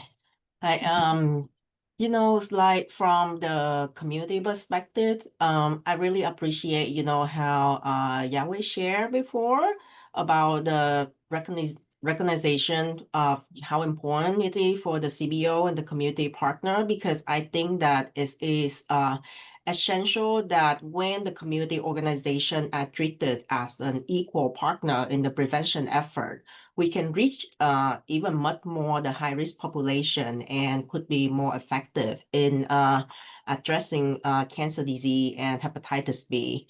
I think also one of the part that would help a lot is we as community partner and in the community work, we tend to not to talk about F word, which is funding, and just take it for granted that there's like people volunteer in the community to work on this field to help other people in the community. But so many of the program are actually very grant dependent and are short term, but liver cancer prevention require long-term engagement with community members. So stable support for to maintain the trusted messenger in the community, to work with the health clinic and to work with the academic partners are very important in that as well. And lately in this climate of things like budget cut for Medicaid and many other things is also impact on some of the work for the screening in the underserved population as well. Just like I could share, like locally in Orange County here, we work with the local Medicaid care plan to try to address cancer in the community. And many people, including the care plan, that don't see liver cancer as preventable or something that it could be treated for, because when we raise the awareness and the link between hepatitis B and liver cancer, they just, cancer, we talk about breast, cervical, colorectal, lung, but liver is not treatable. Liver is not preventable, which is not true. So those sort of conversation and advocacy effort just to work to raise that awareness and to have more of the material that connected with the community, more in language and low literacy educational material as well would be very helpful, like some of the things that through Happy Foundation and Happy United offer, like the fact sheet, video, or social media material that I really hope to see more in the future. So yeah, just share my 2 cents. Thank you so much. I think those are great tidbits. And I think, again, your message about meeting the people where they are, and that goes for all of the content that you use for that awareness, which is so important. So you can think about making sure people actually understand the important information that we're trying to pass along. So I think that's really an important point. And then the last question is for Suzanne. Given your current work in your PhD program explores factors in community or family context, social support, stigma, and how those shape the sense of self, health, and well-being for those with hepatitis B and the causes, which causes HCC. Do you have any thoughts on the intersection between these factors in the context of liver cancer? Yeah, and so just to go a little deeper into my my current research, the goal of much of this work is to explore underlying influences on health behaviors to promote protective ones like encouraging long-term engagement in care. I specifically am interested in focusing on young adults living with hepatitis B. And my research is centered on the fact that children with chronic hepatitis B learn very early on that they need to manage their condition throughout their lifetime due to the potential risk of progressive liver disease and liver cancer. However, entering adolescence and young adulthood can complicate this care management. It's complicated for anyone, but for adolescents and young adults, those are times when they're learning to balance shared decision-making with family while navigating independence, developing their own identity, and balancing competing social priorities apart from family. And they're shifting away from parent-supervised, family-centered care towards autonomy in adult care settings. And so these competing priorities and then the shift toward independence carry risks like the potential for being lost to follow-up care, maybe due to their low perceived health risks and prioritizing other aspects of their transition into adulthood, like relationships and employment. So looking backwards at family history and the context in which they were learning to manage their condition and looking at their present social experiences, including things like stigma, and where they want social support, where they are receiving social support. These are all really important aspects of promoting healthy behaviors and healthy relationships with their health and healthcare. And when thinking about hepatitis B, we have to always be thinking about this in the context of this is also to mitigate risks of progressive liver disease and liver cancer. Thanks so much. And just given that we're a bit over time, I think we can go ahead and conclude this panel. But I wanted to take a minute to thank all of our panelists for sharing their experiences working both in the health system and at the community level to support people with lived experience. I think the work done at all levels that you spoke of is really important to think about these barriers that we highlighted and meet people where they are in their care journey. We discussed how challenging a cancer diagnosis can be, and we heard that both from this panel as well as from the patient panel earlier on today, and the impact it can have on one's mental health, to making regular appointments to visit the doctor and actually getting there physically to the doctor's office, and how we have a lot to consider and think about. But with collaboration and partnership, we can continue to learn from these experiences and have these conversations so we can work to improve upon these experiences and the barriers and try to come up with solutions collectively. Thanks so much again, everyone, for being here. And I'd like to pass it now to Beatrice to conclude. Great. Thank you so much, Catherine, and thank you to all of our panelists. It was a really thoughtful and rich session from a variety of perspectives, so we really appreciate it. Thank you. And it's great to learn about so many ongoing efforts to address HCC at different levels. So apologize for being a bit over time. Thank you everyone for hanging in. We originally had a brainstorming session planned to kind of work together to brainstorm about priorities right now for moving the needle forward to address HCC in the US and gaps that need to be filled. But we will actually move this to a post-conference activity. So we will follow up with you after the conference to get your thoughts on that, to try to capture those ideas. But before we close out, we just wanted to share a few resources with you. So thank you everyone for your participation today and for making this a successful conference.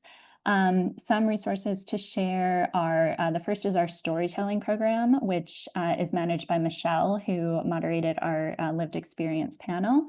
And this is a program of the Hepatitis B Foundation in which we invite people with lived experience of hepatitis B, hepatitis delta, and liver cancer to share their experiences with others in a safe and supportive setting in order to raise awareness and decrease some of the stigma that can be really prevalent and that was mentioned. So we do have a program specifically for those with liver cancer. So if you're interested in sharing your story in that regard, we encourage you to sign up. I just put the link for that in the chat, and it will also be shared in the materials following the conference. Next slide, please. Thank you so much. And just some final resources to share from the Hep B Foundation. You can see them listed here and can scan the QR codes to learn more about any of these. We have a podcast, a blog, the Learn the Link campaign that was just mentioned in the last panel, and again, our storytelling program. And these links will also be shared in the post-conference materials. Next slide, please. All right. So again, apologies for going over time, but this does bring us to the end of this Be Informed Liver Cancer Patient Conference. A huge thank you to all of our speakers, panelists, attendees, and everyone who contributed to making this a success. To give some closing remarks, I would like to introduce Dr. Manjureen Sifat, who is an assistant professor in the Division of Population Science at the Department of Medical Oncology at Thomas Jefferson University, and is also the assistant director of the Community Outreach and Engagement Program at the Sidney Kimmel Comprehensive Cancer Center. So Dr. Sifat, if you are still here, would you like to Yeah. share? Yes. Can you hear me? Yes. Okay, I'll keep it very brief. Just wanted to thank you all for being part of today's conference. And I think the through line that I heard today went beyond the information.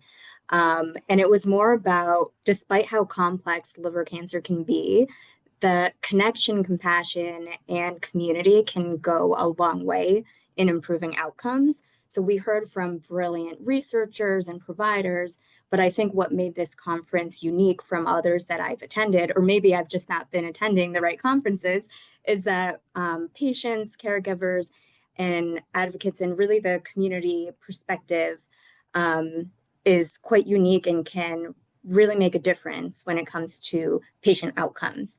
And so the Sidney Kimmel Comprehensive Cancer Center is committed to continue the research that we do, the treatment for liver cancer, provide care for patients, the support for the caregivers. Our social work team does a lot, and to continue our collaboration with the Hep B Foundation to do this important work. So thank you again for being here, and we look forward to continuing this journey with all of you. Thanks. Great. Thank you so much, Dr. Sifat, for that great summary and those remarks. And we will go ahead and wrap up. So thank you so much, everyone, for hanging in. I know it was a long day, but hopefully this was a good experience. And we will follow up with all resources and links. So thank you so much again, and have a wonderful rest of the afternoon.